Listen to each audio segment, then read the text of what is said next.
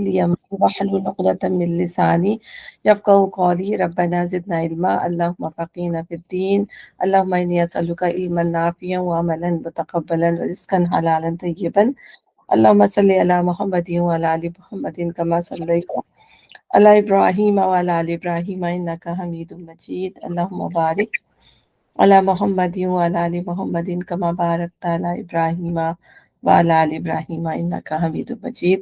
آج ہم سورہ نور پڑھیں گے، اور سورہ نور کو پڑھنے سے پہلے تھوڑی سی اس کے ہم فیکٹس پڑھیں گے کہ یہ سورہ کیوں نازل ہوئی، اس کی مطلب وجہ کیا تھی اس کے نازل ہونے کی، پھر اللہ تعالیٰ نے اس میں کیا ایسے احکامات ہمیں دیے جس پر جو ہے ہم سب کا جو ہے عمل کرنا جو ہے بہت زیادہ ضروری ہے۔ پرائز کی مطلب آپ یہ کہیں کہ فرض کر دیا اللہ تعالیٰ نے سورہ نور میں جو احکامات ہیں اس کے اللہ تعالیٰ نے کہا ہے کہ آپ فرض کی اس میں ہیں۔ ویسے تو سارے احکامات اللہ نے دیے ہیں لیکن اس کو بہت زیادہ امپورٹنس دی ہے اللہ تعالیٰ نے۔ اچھا، یہ جو ہے نبی صلی اللہ علیہ وسلم کے غزوات کو جیسے آپ کو علم ہے کہ مختلف غزوات میں جاتے تھے، تو یہ نبی صلی اللہ علیہ وسلم کا جو غزوہ تھا یہ بنی مستلق اس کا نام تھا، اور یہ 5 ہجری میں پیش آیا۔ کسی کا وہ مائک میرا خیال ہے تو اس میں آواز آ رہی ہے۔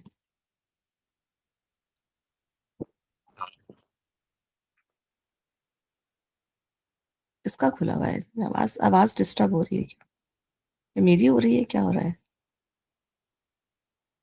سوری۔ اچھا، تو یہ غزوہ تھا، یہ 5 ہجری میں پیش آیا، ٹھیک ہے نا؟ تو اور پھر ذوالقعدہ 5 ہجری میں غزوہ خندق واقع ہوا۔ اچھا، اس میں جو روایات ہم جو دیکھتے ہیں تو اس سلسلے میں حضرت عائشہ اور دوسرے لوگوں سے مجموع سے معلوم ہوتا ہے کہ واقعی افق سے پہلے احکام حجاب نازل ہو چکے تھے اور وہ سورہ احزاب میں پائے جاتے ہیں۔ اس سے یہ بھی معلوم ہوتا ہے کہ اس وقت حضرت زینب سے نبی صلی اللہ علیہ وسلم کا نکاح ہو چکا تھا، اور غزوہ احزاب کے بعد ذوالقعدہ 5 کا واقعہ اور سورہ احزاب میں اس کا ذکر آتا ہے۔ اور ان روایت سے بھی معلوم ہوتا ہے کہ حضرت زینب کی بہن حمنہ بنت جہش نے حضرت عائشہ پہ تہمت لگانے میں محض اس وجہ سے حصہ لیا تھا کہ حضرت عائشہ ان کی بہن کی سوکن تھی، اور ظاہر ہے کہ بہن کی سوکن کے خلاف اس طرح کے جذبات پیدا ہونے کے لیے سوکراپے کا رشتہ شروع ہونے کے بعد کچھ نہ کچھ مدت درکار ہوتی ہے۔ اور اس کے اندر جو اور چیزیں تھیں، اس کے اندر جو ہے اب یا اصل میں جو اس کا موضوع ہے کہ اسلام کے اس روز افزوں عروج کی اصل وجہ مسلمانوں کی تعداد نہ تھی۔ بدر سے خندق تک ہر لڑائی میں کفار ان سے کئی گنی زیادہ طاقت لے کر آئے تھے، اور مردم شماری کے لحاظ سے بھی مسلمان اس وقت عرب میں بمشکل 110% تھے۔ اس عروج کی وجہ سے مسلمانوں کے اسلحے کی برتری بھی نہ تھی، اور ہر طرح کے ساز و سامان میں کفاری کا پلڑا بھاری تھا۔ اچھا، اب کیا تھا، ان حالات میں جو چیز مسلمانوں کو برابر آگے بڑھائے لیے جا رہی تھی وہ دراصل مسلمانوں کی اخلاقی برتری تھی، جسے تمام دشمن اسلام خود بھی محسوس کر رہے تھے۔ ایک طرف وہ دیکھتے تھے کہ نبی صلی اللہ علیہ وسلم اور صحابہ کرام کی بے داغ سیرتیں ہیں جن کے طہارت و پاکیزگی اور مضبوطی دلوں کو مسخر کرتی جا رہی ہے، اور دوسری طرف انہیں صاف نظر آ رہا تھا کہ انفرادی اور اجتماعی اخلاق کی طہارت نے مسلمانوں کے اندر ہر درجے کا اتحاد اور نظم و ضبط پیدا کر دیا ہے۔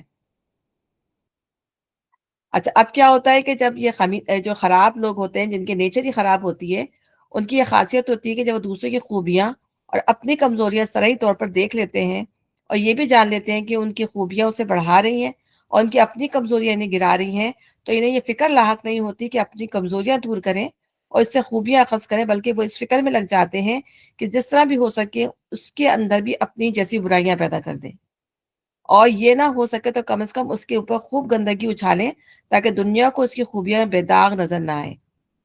تو اب کیا کیا اس مرحلے پہ دشمنان اسلام کی سرگرمیوں کا رخ جنگی کارروائیوں سے ہٹ کر رذیلانہ حملوں اور داخلی فتنہ انگیزیوں کی طرف پھٹ گئی، ٹھیک ہے؟ اور آپ یہ پتہ ہے کہ چونکہ یہ خدمت باہر کے دشمنوں کی بنسبت خود مسلمانوں کے اندر کے منافقین زیادہ اچھے طریقے سے انجام دے سکتے تھے۔ اب کیا ہوا، اس نئی تدبیر کا پہلا ظہور ذوالقعدہ 5 ہجری میں ہوا، جبکہ نبی صلی اللہ علیہ وسلم نے عرب سے تبنیت کی جاہلانہ رسم کا خاتمہ کرنے کے لیے خود اپنے متنبع بیٹے زید بن حارث کی متعلقہ بیوی زینب بنت جہش سے نکاح کیا۔ اس موقع پہ مدینے کے منافقین پروپیگنڈے کا ایک عظیم طوفان لے کر اٹھ کھڑے ہوئے، اور पहाड़ से यहूद व मुशरिकीन ने भी इनकी आवाज में आवाज मिला के इफ्तरा पर्दाजियां शुरू कर दी। उन्होंने अजीब अजीब किस्से घर घर कर फैला दिए कि मोहम्मद सल्लल्लाहु अलैहि वसल्लम किस तरह अपने मुंह बोले बेटे की बीवी को देखकर इस पर आशिक हो गए, और किस तरह बेटे को इनके इश्क का इल्म हुआ और वो तलाक देकर बीवी से दस्तबरदार हो गए, नाउजुबिल्लाह। और फिर किस तरह उन्होंने खुद अपनी बहू से ब्याह कर लिया। ये किस्से इस कसरत से फैलाए गए कि मुसलमान तक इनके एहसास से ना बच सके। आज भी बहुत सारे जो स्कॉलर्स हैं उनकी किताबों में ये बात लिखी जाती है।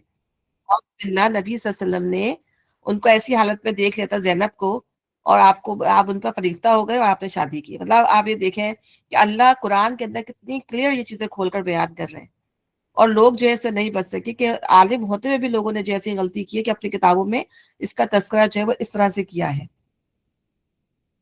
तो चनाचा मुहद्दिसीन और मुफस्सिरीन के एक गिरोह ने हज़रत ज़ैनब और ज़ैद के मुतालिक जो रिवायतें नकल की हैं उनमें आज तक इन मनगढ़ंत किस्सों के अज्जा पाए जाते हैं, और मुस्तशरिक़ीन मगरिब इनको खूब नमक मिर्च लगाकर अपनी किताबों में पेश करते हैं। हालांकि हम ये देखते हैं कि नबी सल्लल्लाहु अलैहि वसल्लम ने जो है खुद ही अपनी मर्जी से शादी की, हालांकि तो अब ज़ैनब उनको उनकी फुज़ात बहन थी, चाहते तो खुद भी कर सकते थे, लेकिन उन्होंने उनसे शादी की अपने मुंह बोले बेटे से, इस रिश्ते वो ताकि वो मुतनब्बा वाला रिश्ता जो है वो खत्म हो सके। हालांकि ना उनके भाई राजी थे ना उनके घर वाले राजी थे, और ज़ैनब खुद भी राजी नहीं थी, ठीक है ना। लेकिन नबी सल्लल्लाहु अलैहि वसल्लम ने जबरदस्ती शादी करवाई। अगर उनको पहले करनी होती तो खुद ही कर लेते, लेकिन ये प्रोपेगेंडा उन्होंने किया, और आज तक ये अपना रंग दिखा रहा है। उसके बाद दूसरा गज़वा बनी अल-मुस्तलिक के मौके पे किया गया, और ये पहले से भी ज़्यादा सख्त था, ठीक है ना। ये दूसरा हमला था। उसमें क्या हुआ कि पानी पर झगड़ा हो गया। अरे इसमें जो इस जंग के अंदर, इस गज़वे में मुनाफ़िकीन बहुत ज़्यादा तादाद में निकले थे, ठीक है ना। तो क्योंकि आप यहूदियों से मामला था, तो यहूदी आपको पता है, आप मुनाफिकी यहूदियों से मिले हुए थे, तो ये उस सिलसिले में निकले थे, ठीक है ना। अब यहाँ पे क्या हुआ कि पानी के ऊपर झगड़ा हो गया। एक ने अंसार को पुकारा, दूसरे मुहाजिरीन को आवाज दी। लोग दोनों तरफ से जमा हो गए और मामला रफा दफा कर दिया गया। लेकिन अब्दुल्ला बिन उबई जो मुनाफिकीन का सरदार था, उन्हें जो अंसार के कबीले खिज़्ज़त से ताल्लुक रखता था, बात का पतंगड़ बना दिया। उसने अंसार को ये कह के भड़काना शुरू कर दिया कि ये मुहाजिरीन हम पर टूट पड़े हैं और हमारे हरीफ बन बैठे हैं। हमारी उन कुरैशी कंगलों की मिसाल ऐसी है कि कुत्ते को पाल ताकि तुझी को भंबोड़ खाए। ये सब कुछ तुम्हारा अपना किया धरा है, तुम लोगों ने खुद ही इन्हें लाकर अपने यहाँ बसाया है और उनको अपने मालो जायदाद में हिस्सा बनाया। यानी लोगों के अंदर तफरका डालने वाली उसने बात की, और लोग आपस में लड़ने भड़ने के लिए तैयार हो गए। तो तमाम लोगों ने जो है बड़ा उनको समझाने की कोशिश की, और उसी वक्त नबी सल्लल्लाहु अलैहि वसल्लम ने कूच का हुक्म दे दिया कि, और फिर आपने जो कूच करवाया ताकि ये लोग बात ही ना बना सकें, और मतलब बगैर किसी स्टॉप के आप चलते रहे चलते रहे चलते रहे, तो काफिला चलता रहा। मतलब आपकी ये नियत थी कि लोग जो है थक जाएंगे और आप ही जो है इस बातों को छोड़ देंगे। तो यानी ये शोशा भी ताज़ा ही था कि इसी सफ़र में, यानी कि आप कितनी मुश्किल से इस मामले को तय किया गया। ये शोशा भी ताज़ा ही था कि इसी सफ़र में उसने एक और ख़तरनाक फ़ितना उठा दिया, और फ़ितना भी ऐसा कि अगर नबी सल्लल्लाहु अलैहि वसल्लम और आपके जानिसार सहाबा कमाल दर्जे ज़ब्त, तहम्मुल, हिकमत और दानाई से काम ना लेते, तो मदीने की नौख़ेज़ मुस्लिम सोसाइटी में सख्त खाना जंगी बर्पा हो जाती। ये हज़रत आयशा पे तोहमत का फ़ितना था, जिसके पस मंज़र में ये सूरह नूर नाज़िल हुई। तो जिसका हाल उन्होंने खुद अपनी ज़बान से बयान किया है। बल्कि मैं एक शॉर्ट बताऊँगी आपको कि रसूलुल्लाह जब भी जंग में जाते थे, कुरान निकालते थे, तो उसमें जिस भी उनकी बीवी का नाम आता था, अब उनको ले जाते थे। तो इस दफ़ा जो था, इस ग़ज़वा बनी मुस्तलिक के अंदर हज़रत आयशा का नाम निकला, और अब आप उनके साथ हो ली, ठीक है ना। अब क्या हुआ कि सारे जब वहाँ पर जो कूच कर गया, वहाँ पर हज़रत आयशा को जो थी रफ़ा हाजत की ज़रूरत पड़ी, वो आप चली गईं। जब आप वापसी में आई तो आपको अंदाज़ा हुआ कि आपका हार्ट टूट गया है। तो फिर जो है काफ़िला जो है वो रुक गया, और वो आप अपना जो है हार्ट ढूँढने लग गईं, तो सब समझे कि आप शायद अपने जो कजावत जिसमें बैठते थे ना, उसमें बैठ गई हैं, और ज़ाहिर है उस वक़्त भूख की कमी, फूड की कमी की वज़ह से जो है उनके वज़न हल्के-फुल्के थे, तो लोगों को पता नहीं लगा, और आपको उठा के वो जो आपका जो जिस पर बिठा के ले जाते थे, हूदा कहते हैं उसको, हूदा, तो वो उठा के लेके चलते बने। अब आप आई, आपने देखा तो कोई भी नहीं था, तो आपने जो है बस लेट गई। आपने कहा जो उनको पता चलेगा मैं नहीं हूँ तो मुझे आके जो है देख लेंगे, फिर ले जाएँगे। वहीं लेट के सो गई। तो वो जो पीछे से जो सफ़र के जो आखिरी वो होते हैं ना काफ़िले के, वो सब कुछ देखते हुए पीछे से आ रहे थे, वो सफ़वान बिन मुअत्तल थे। जब वो आए हैं, उन्होंने आपको देखा है, तो ज़ाहिर है वो उनके चेहरे पे शायद चादर नहीं थी, तो पहचान गए, आयशा को पर्दे से पहले देखा हुआ था उन्होंने। तो कहते हैं कि इन्ना लिल्लाहि व इन्ना राजिऊन, कि ये शायद जो है ना इनकी पीछे रह गई हैं। फिर उनको कुछ भी नहीं कहते, बस उनको ऊँटनी पे बिठाते हैं, ऊँटनी उनके सामने कर देते हैं और उनको बिठा के काफ़िले तक पहुँचा देते हैं। जब काफ़िले तक वो पहुँचती है तो जो अबू अब्दुल्ला बिन उबई है, यहाँ भी ये फितना खड़ा कर देता है। कहता है खुदा की कसम जे ये बचकर नहीं आई है। ठीक है ना? ये बचकर नहीं आई है, तो देखो तुम्हारे नबी की बीवी ने रात एक और शख्स के साथ गुज़ारी और वो इसे अलानियत दिए चले आ रहा है। फिर वो बताती है कि मदीने पहुंच के मैं बीमार हो गई और 1 महीने के करीब पलंग पर पड़ी रही।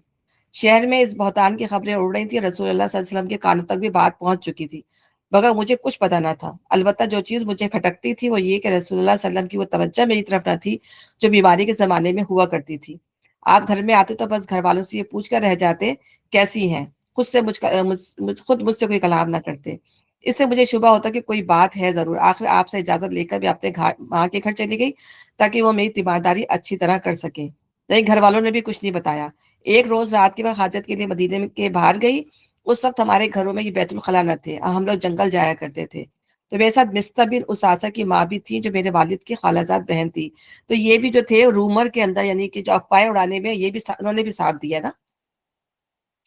तो जो मेरे वालिद की खालाजाद बहन थी, तो मगर इस एहसान के बावजूद मिस्ता भी उन लोगों में शरीक हो गए, तो जो हज़रत आयशा के खिलाफ इस बहतान को फैला रहे थे। रास्ते में उनको ठोकर लगी और बेसाख्ता उनकी ज़बान से निकला, गारा तो मिस्ता। मैंने कहा अच्छी माँ हो जो बेटे को कोसती हो, और बेटा भी वो जिसने जंग बदर में हिस्सा लिया।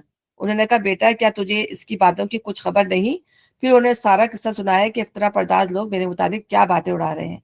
मुनाफिकीन के सिवा खुद मुसलमानों में से जो लोग इस फित्ने में शामिल हो गए थे, इनमें मिस्ता, हस्सान बिन साबित जो मशहूर शायर इस्लाम थे, हमना बिनते जहश जो ज़ैनब बिनते जहश की बहन थी, और ये मतलब मुसलमानों के अंदर। ये दास्तान सुन के मेरा खून खुश्क हो गया, वो हाजत भी भूल गई जिसके लिए आई थी, सीधी घर गई और रात भर रो-रो के काटी। ठीक है ना?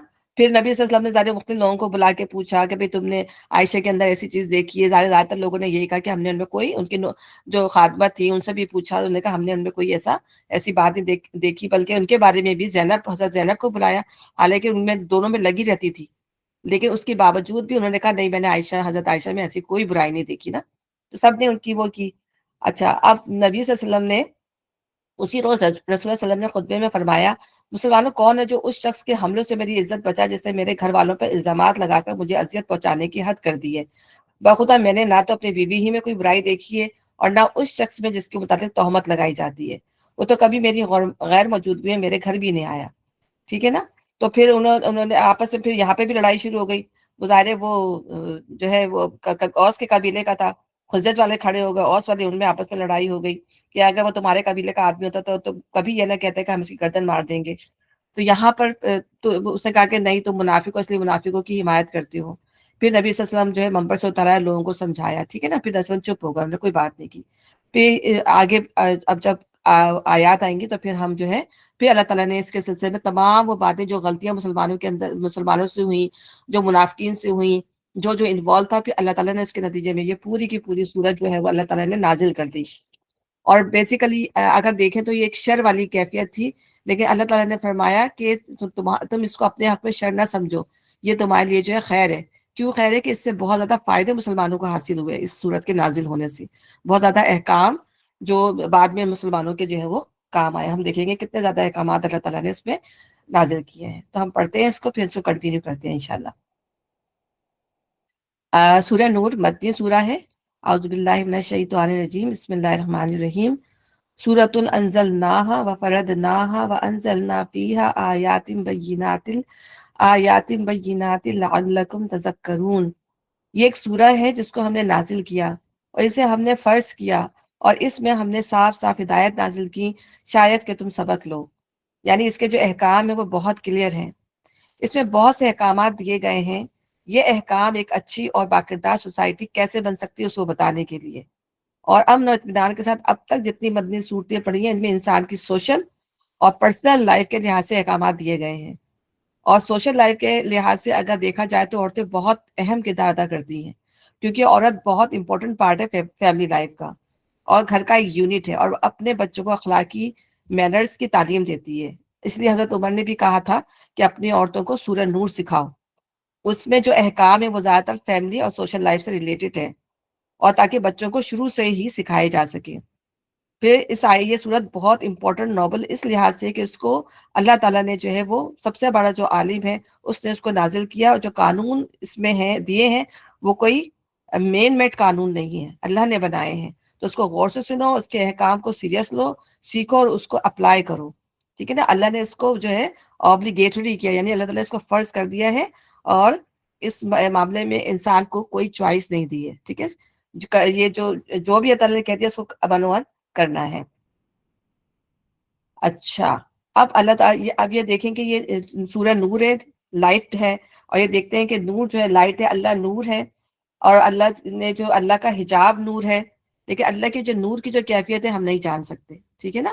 اللہ تعالیٰ بیسیکلی اللہ کہتا ہے کہ زمین اور آسمان کا نور ہے، اس کا یہ مطلب نہیں ہے کہ اللہ تعالیٰ خود نور ہے، بلکہ اللہ تعالیٰ نے زمین میں جو کچھ بھی بنایا ہوا ہے اس میں اللہ تعالیٰ کی حکمت اور اللہ تعالیٰ کی قدرت ہر چیز نظر آ رہی ہے، اس لیے اللہ تعالیٰ اس کو نور کی حیثیت سے بتا رہا ہے۔ لیکن اللہ کی نور کی کیا کیفیت ہے کوئی بھی جو ہے وہ نہیں جان سکتا، بلکہ اللہ کا جو حجاب جو نور کہا جاتا ہے، اللہ تعالیٰ کہتا ہے کہ اگر اس حجاب کو ہٹا دیا جائے، ٹھیک ہے، تو پوری دنیا جو جل کے راکھ ہو جائے، کچھ بھی باقی نہ رہے، ٹھیک ہے، تو اس کی کیفیت کو ہم نہیں جان سکتے۔ اچھا، اب ہم اس کو آگے پڑھتے ہیں کہ زانیہ عورت، اللہ تعالیٰ نے پہلے ہی مرحلے میں یہاں پر حکم دیا، زانیہ عورت اور زانی مرد دونوں میں سے ہر ایک کو 100 کوڑے مارو۔ اچھا، یہ جو ہے زنا کیا ہے؟ باہم مباشرت یعنی سیکچول ریلیشن کا جو حق اللہ نے میاں بیوی کے درمیان رکھا ہے، جو وہ ایک جو ہے ایک طرح ایک مطلب ایک اس کے ذریعے نکاح کے ذریعے جو ہے وہ اس نکاح کے اندر جو ہے باندھے جاتے ہیں، ایک عہد کے ذریعے جو ہے باندھے جاتے ہیں، اس نکاح کو بغیر نکاح کے ذریعے جو وائلیٹ کیا جائے، یعنی ایک جو میاں بیوی کا رشتہ نکاح کے ذریعے ایک عہد کے ذریعے کانٹریکٹ میرج کانٹریکٹ باندھا جاتا ہے، اگر وہ رشتہ نہ قائم ہو، ٹھیک ہے، جیسے گرل فرینڈ اور بوائے فرینڈ مل کر جو یہ کریں تو وہ نکاح کو وائلیٹ کر رہے ہیں۔ دوسری بات یہ کہ وہ عاقل اور بالغ ہوں، جی جو زانی جو ہے، ایک تو نکاح کو وائلیٹ کریں گے یعنی نکاح نہیں کیا انہوں نے، دوسرے وہ عاقل اور بالغ ہوں، تیسرے وہ آزاد ہوں۔ یہ سزا کیوں دی جائے گی یہ میرا بتانے کا مقصد ہے، کیونکہ غلام کی سزا جو ہے وہ عادی ہے، کیونکہ وہ کسی اور کے رحم و کرم پہ ہوتا ہے، اس کا آقا ہوتا ہے، ظاہر اس کو پوری آزادی نہیں ہوتی، وہ فری نہیں ہوتا، تو اس کے لیے آدھی سزا ہے، لیکن عاقل بالغ اور آزاد لوگوں کی سزا جو ہے پوری ہے۔ اور پھر فورتھ چیز یہ کہ اس میں عورت کا کنسنٹ ہو، یعنی عورت بھی راضی ہو۔ ایک تو اگر تو مرد کرے گا تو ظاہر اسی کو سزا ملے گی، لیکن اگر دونوں کی باہمی رضامندی سے ہوا ہے تو پھر دونوں ہی اس کے اندر قصوروار ہوں گے۔ اور پھر اس کی سزا کیا ہے؟ زانیہ عورت اور زانی مرد دونوں میں سے ہر ایک کو 100 کوڑے مارو۔ اور ہم جب سورہ نساء میں جا کے پڑھ کے جا چکے ہیں کہ اس وقت کیا تھا کہ جب تم اپنی عورت کو اس طرح پاؤ تو کیا تھا، اس کو بند کر دو گھر میں جب تک کہ اللہ تعالیٰ اس کے لیے کوئی فیصلہ، یا تو وہ مر جائے یعنی اس کا فیصلہ آ جائے، یا پھر اللہ تعالیٰ اس کا خود فیصلہ کر دیں۔ تو پھر یہ آیات اللہ تعالیٰ نے وہ جو اس کا جو فیصلہ کیا تھا، یعنی وہ جو قوانین تھے وہ اللہ تعالیٰ نے یہاں پہ بنا دیے ہیں۔ اور ان پر ترس کھانے کا جذبہ اللہ کے دین کے معاملے میں تم کو دامنگیر نہ ہو۔ اچھا، 100 کوڑے مارنے کے لحاظ سے یہ بھی ہے کہ لیشز جو ہیں وہ لیدر کے ہوں، اور صرف جلد کو ہرٹ کریں، اندر کی باڈی کو ہرٹ نہ کریں۔ یعنی کتنا اللہ تعالیٰ مطلب نبی صلی اللہ علیہ وسلم نے جو بتایا ہے کہ اس طرح سے کوڑے مارے جائیں گے کہ وہ باڈی کے اندر جا کے جو ہے نہیں لگیں گے، بلکہ صرف جلد کو نقصان پہنچائیں گے، اوپر کی جلد کو۔ اور پھر یہ کہ یہ کوڑے ایک دن میں بھی مارے جا سکتے ہیں یا پھر قسطوں میں مارے جا سکتے ہیں، وہ دیکھنا پڑے گی بندے کی کیا کنڈیشن ہے، اس کے لحاظ سے اس کی فزیکل اسٹیٹ دیکھ کے جو ہے وہ کی جائے گی۔ اس کے علاوہ جو ہے ہم اور بھی سزائیں پڑھ کے جا چکے ہیں، ہم نے پڑھی تھی کہ فساد جو فساد مچائیں گے زمین کے اندر، جان مال اور عزت آبرو کی کو وائلیٹ کریں گے، تو ہم نے پڑھ چکے ہیں کہ قتل کا بدلہ قتل ہوگا، یا تو پھر ان کے ہاتھ پاؤں جو ہے وہ جو ہے مخالف سمتوں سے کاٹ دیے جائیں گے، یا ان کو جو ہے جلا وطن کر دیا جائے گا، اور یہاں جو ہے زنا کی سزا جو اللہ تعالیٰ کوڑے بتا رہے ہیں۔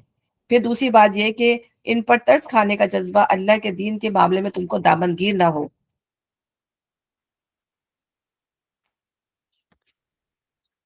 اگر تم اللہ پر اور روز آخرت پر ایمان رکھتے ہو، اور ان کو سزا دیتے وقت اہل ایمان کا ایک گروہ جو ہے وہ موجود رہے، یعنی قیامت نبی صلی اللہ علیہ وسلم نے فرمایا ہے کہ قیامت کے روز ایک حاکم لایا جائے گا جس نے حد میں سے ایک کوڑا کم کر دیا تھا، پوچھا جائے گا یہ حرکت تو نے کیوں کی تھی، وہ عرض کرے گا آپ کے بندوں پر رحم کھا کر۔ ارشاد ہوگا اچھا تو ان کے حق میں مجھ سے زیادہ رحیم تھا؟ پھر حکم ہوگا لے جاؤ اسے دوزخ میں۔ ایک اور حاکم لایا جائے گا جس نے حد پر ایک کوڑے کا اضافہ کر دیا تھا۔ پوچھا جائے گا تو نے یہ کس لیے کیا تھا؟ وہ عرض کرے گا تاکہ لوگ آپ کی نافرمانیوں سے باز رہیں۔ ارشاد ہوگا اچھا تو ان کے معاملے میں مجھ سے زیادہ حکیم تھا، پھر حکم ہوگا لے جاؤ اسے دوزخ میں۔ یہ تو اس صورت میں جبکہ کمی بیشی کا عمل رحم یا مصلحت کی بنا پر ہو، لیکن اگر کہیں احکام میں رد و بدل مجرموں کے مرتبے کی بنا پر ہونے لگے تو پھر یہ ایک بدترین جرم ہے۔ حضرت عائشہ کی روایت ہے کہ نبی صلی اللہ علیہ وسلم نے خطبے میں فرمایا، لوگوں تم میں سے جو امتیں گزری ہیں وہ ہلاک ہو گئیں اس لیے کہ جب ان میں کوئی عزت والا چوری کرتا تو وہ اسے چھوڑ دیتے تھے، اور جب کوئی کمزور آدمی چوری کرتا تو اس پر حد جاری کرتے تھے۔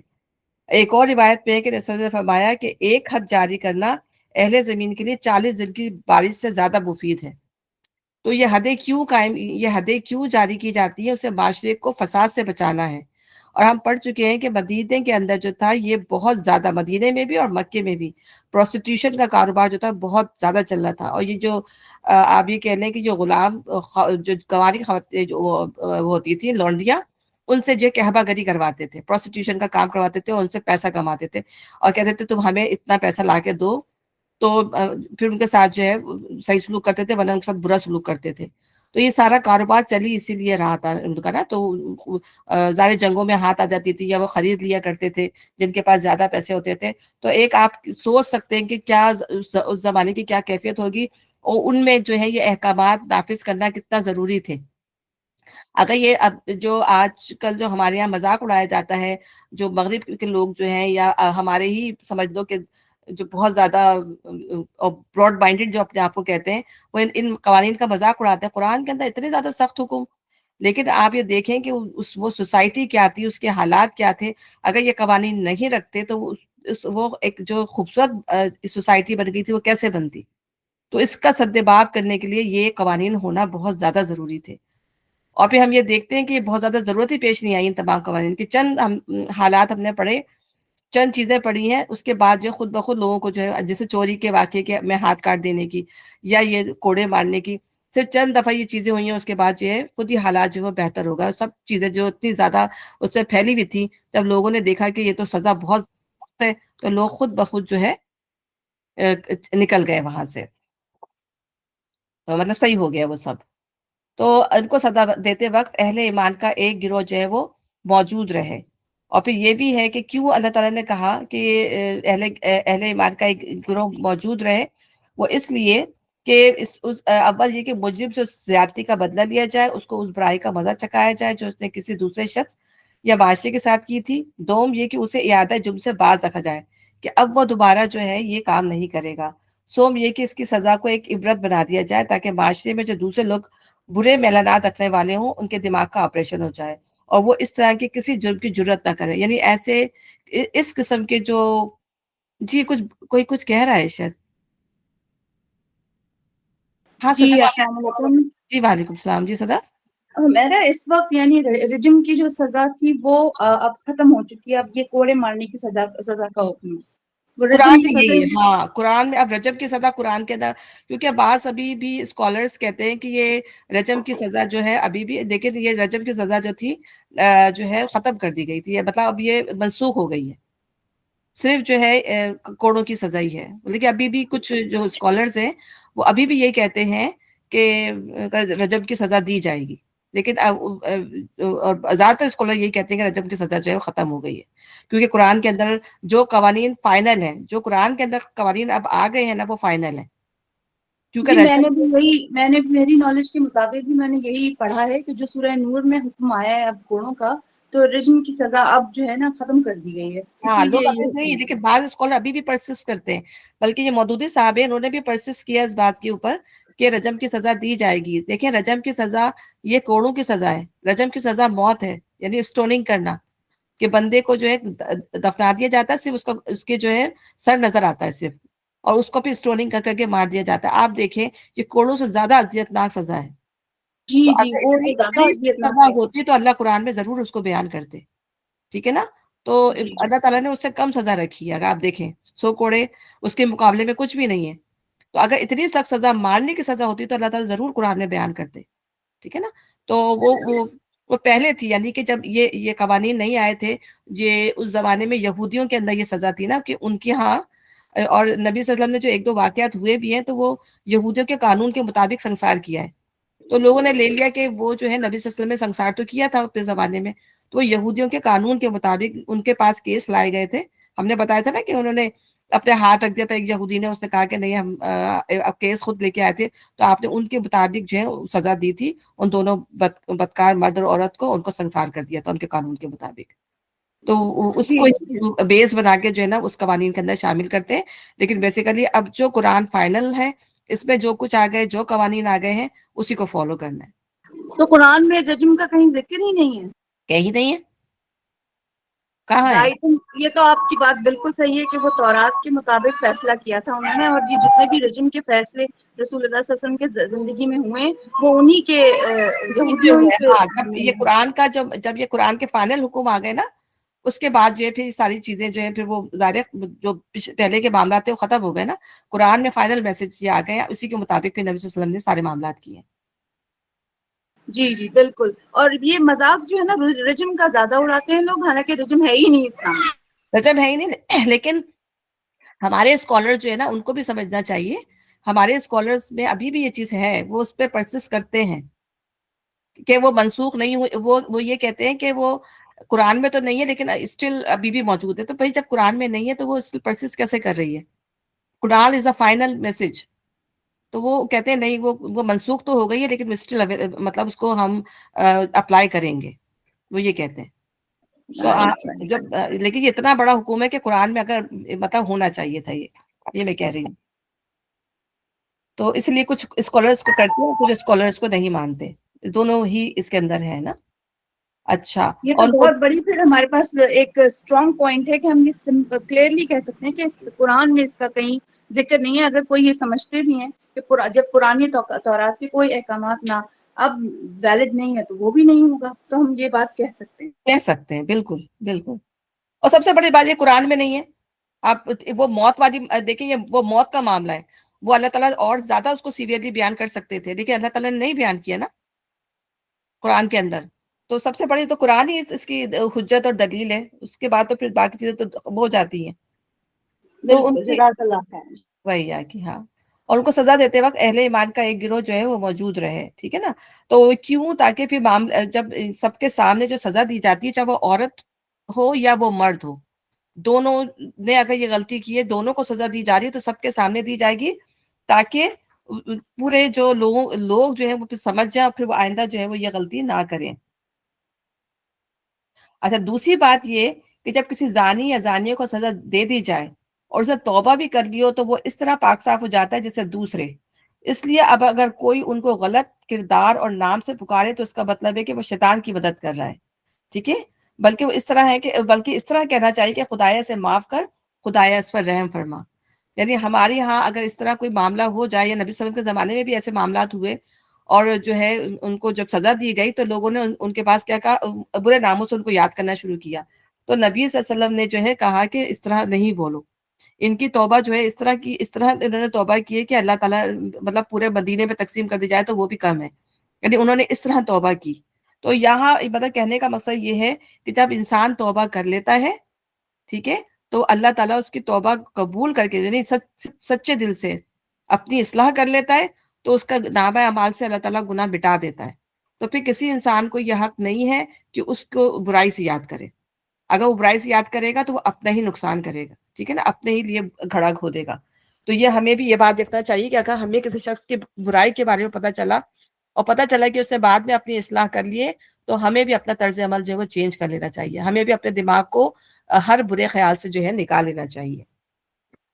یہ بہت امپورٹنٹ آیت ہے، اس لیے ہم سب کو ظاہر اللہ تعالیٰ خود کہتا ہے کہ تم پاک نہیں ہو سکتے تھے اگر تمہیں اللہ پاک نہ کرنا چاہتا. ابھی آگے قرآن کے اندر یہ آیت آئے گی. تو کوئی غلطی یعنی اللہ ہی ہمیں بچا رہا ہے، ورنہ انسان کوئی بھی ایسا نہیں ہے جو غلطی سے پاک غلطی نہ کر سکے، ٹھیک ہے نا. یہ اللہ تعالیٰ ہی کی دین ہے. اب یہاں اللہ تعالیٰ فرما رہے ہیں کہ زانی نکاح نہ کرے مگر زانیہ کے ساتھ یا مشرکہ کے ساتھ، اور زانیہ کے ساتھ نکاح نہ کرے مگر زانی یا مشرک، اور یہ حرام کر دیا گیا اہل ایمان پر. یعنی یہاں پر اس زانی کا ذکر نہیں ہے جس نے سزا بھی بھگت لی اور جس نے توبہ بھی کر لی. یہ غیر تائب والوں کی بات ہے جو توبہ نہیں کرتے، ٹھیک ہے نا.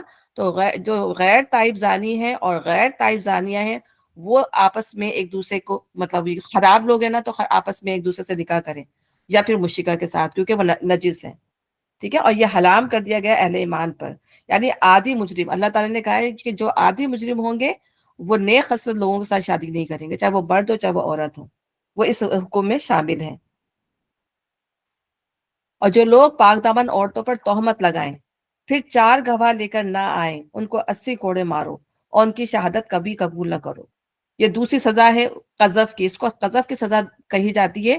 یہ وہ ان لوگوں کو دی جائے گی جو مطلب الزام لگائیں گے، بہتان لگائیں گے اور گواہ بھی لے کر نہیں آئیں گے، کیونکہ اس کی جو گواہ لانے والی کیفیت ہے نا وہ 4 گواہ۔ دیکھیں اس کو جو زنا کا جو عمل ہوتا ہے ظاہر چھپ کے کیا جاتا ہے ایک تو، دوسری بات یہ کہ اتنے گواہ کہاں سے لائے گا، کیونکہ اس پروسیس کو پورا دیکھنا جو ہوتے ہوئے، مطلب میں کلیئرلی بات کر رہی ہوں، تو اس کو دیکھ جب تک نہیں دیکھ لے گا نا اس عمل کو، اس وقت تک اس کو گواہ تسلیم نہیں کیا جائے گا۔ اور ایسا آپ دیکھیں کون کر سکتا ہے، سب کے سامنے اتنے لوگ محفل کے سامنے کوئی اس طرح نہیں کر سکتا، ٹھیک ہے نا۔ تو گواہ لانا جو ہے وہ آسان، اللہ تعالیٰ نے جو یہ سزا رکھی ہے اتنی سخت، تو اس کے لیے اللہ نے کنڈیشن بھی بڑی سخت رکھی ہے کہ گواہ لاؤ گے، 4 گواہ دینے پڑیں گے، پھر اس پہ حد قائم کی جائے گی۔ اگر گواہ ایک بھی گواہ کم ہوا، فرض کیا 3 بھی لے آیا، ایک بھی گواہ کم ہوا تو اس پر حد قائم نہیں کی جائے گی۔ تو آپ یہ دیکھیں کہ کتنا مشکل ہوا ہوگا لوگوں کو اگر اس طرح کے واقعات اول تو بہت مشکل سے ہی ملے ہوں گے، ظاہر سی بات ہے۔ اور جو ہم نے واقعات اس کے اندر جو پڑھے ہیں یہ وہ واقعات ہیں جس میں لوگوں نے آ کے خود اقرار کیا ہے۔ انہوں نے ایک خاتون تھی ایک مرد تھے، انہوں نے خود اقرار کیا تھا کہ ہم سے یہ غلط کام ہو گیا، حالانکہ نبی صلی اللہ علیہ وسلم نے بڑی کوشش کی کہ کسی طرح ٹال دیں، یہ مطلب اقرار نہ کریں اس چیز کا، لیکن وہ دل پہ کہتے ہیں نا کہ دل پہ جب جو مومن ہوتا ہے اس کے دل پہ ایک بوجھ ہوتا ہے کہ مجھ سے یہ غلط کام ہو گیا، اور انہوں نے بار بار آ کے جب ایسا کیا تو پھر نبی صلی اللہ علیہ وسلم نے پھر جو ہے ان کو سزائیں دی، ٹھیک ہے نا۔ تو جو لوگ پاک دامن عورتوں پر تہمت لگائیں پھر 4 گواہ لے کر نہ آئے ان کو 80 کوڑے مارو، کتنی سخت سزا ہے ان کی بھی، اور ان کی شہادت کبھی قبول نہ کرو، وہ خود ہی فاسق کے سوائے ان لوگوں کے جو اس حرکت کے بعد تائب ہو جائیں اور اصلاح کر لیں، پھر ان کو سزا دی جائے گی، وہ توبہ کر لیں گے اپنی اصلاح کر لیں گے تو اللہ ضرور ان کے حق میں غفور الرحیم ہے، ٹھیک ہے نا، اللہ تعالیٰ پہ معاف کرنے والا ہے۔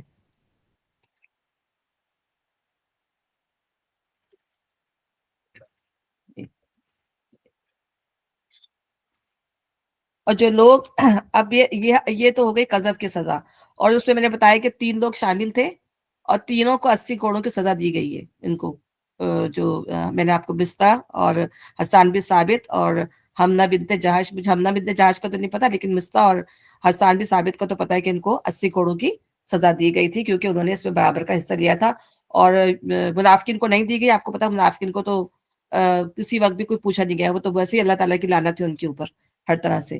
تو اس وقت لیکن یہ کہ مسلمانوں کو یہ سارے جو حکم ہے یہ مسلمانوں کے لیے، مومنوں کے لیے، تاکہ اللہ تعالیٰ اس دنیا میں سے بھی ان کو جو ہے پاک اور صاف کر دے۔ اور جو لوگ اپنے بیویوں پر الزام لگائیں اور ان کے پاس خود ان کے اپنے سوا دوسرے کوئی گواہ نہ ہو تو ان میں سے ایک شخص کی شہادت یہ کہ وہ 4 مرتبہ اللہ کی قسم کھا کر گواہی دے کہ وہ اپنے الزام میں سچا ہے، اور 5ویں بار کہے کہ اس پر اللہ کی لعنت ہو اگر وہ اپنے الزام میں جھوٹا ہو۔ اور عورت سے سزا اس طرح ٹل سکتی ہے کہ وہ 4 مرتبہ اللہ کی قسم کھا کر شہادت دے کہ یہ شخص اپنے الزام میں جھوٹا ہے، 5ویں مرتبہ کہے کہ اس بندی پر اللہ کا غضب ٹوٹے اگر وہ اپنے الزام میں سچا ہو۔ اب یہ لیان کا معاملہ ہے، ٹھیک ہے نا، مختلف ابھی ہم نے پڑھا کہ پہلے جنہوں نے زنا کیا ان کی کیا سزا ہے، پھر قذف کی کیا سزا ہے جو جھوٹے بہتان لگائیں۔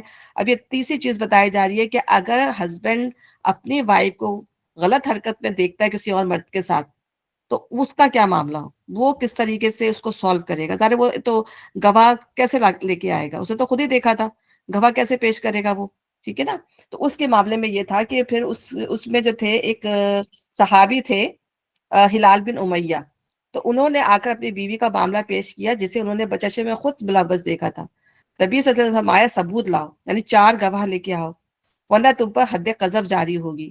صحابہ میں اس پر عام پریشانی پھیل گئی اور ہلال نے کہا اس خدا کی قسم جس نے آپ کو نبی بنا کر بھیجا ہے، میں بالکل صحیح واقعہ عرض کر رہا ہوں جسے میری آنکھوں نے دیکھا، کانوں نے سنا ہے، مجھے یقین ہے کہ اللہ میرے معاملے میں ایسا حکم نازل فرمائے گا جو میری پیٹھ بچا دے گا۔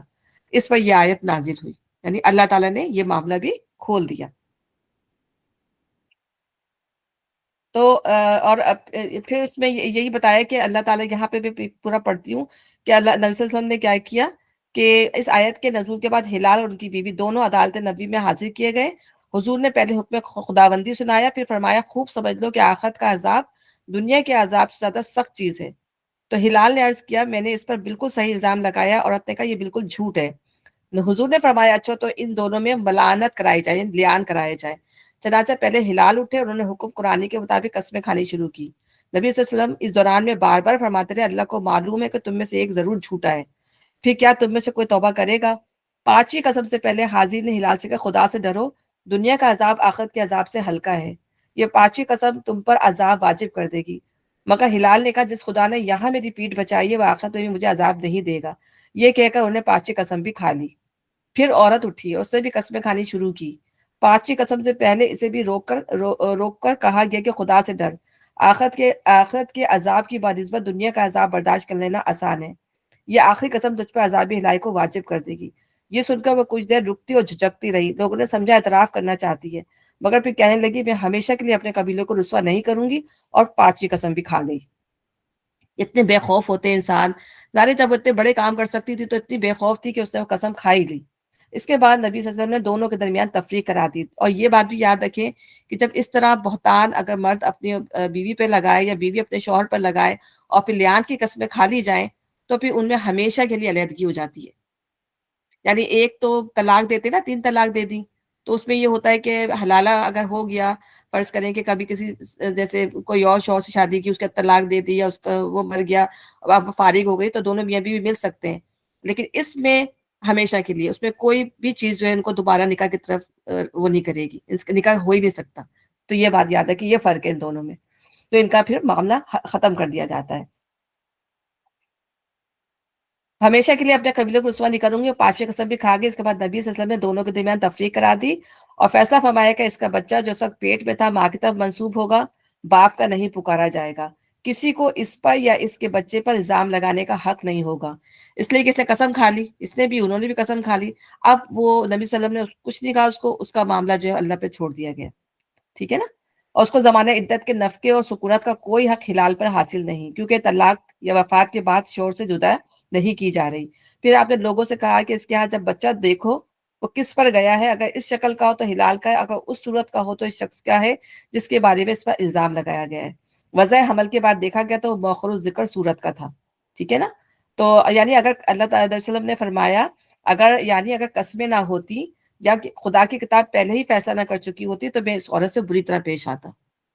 ٹھیک ہے نا. تو اللہ نے فیصلہ کر دیا کہ اب ان کی راہ چھوڑ دو، کیونکہ اب انہوں نے اللہ کی قسم کھا لی، اب اللہ ہی ان کے معاملے کو جو ہے وہ بہتر سمجھے گا.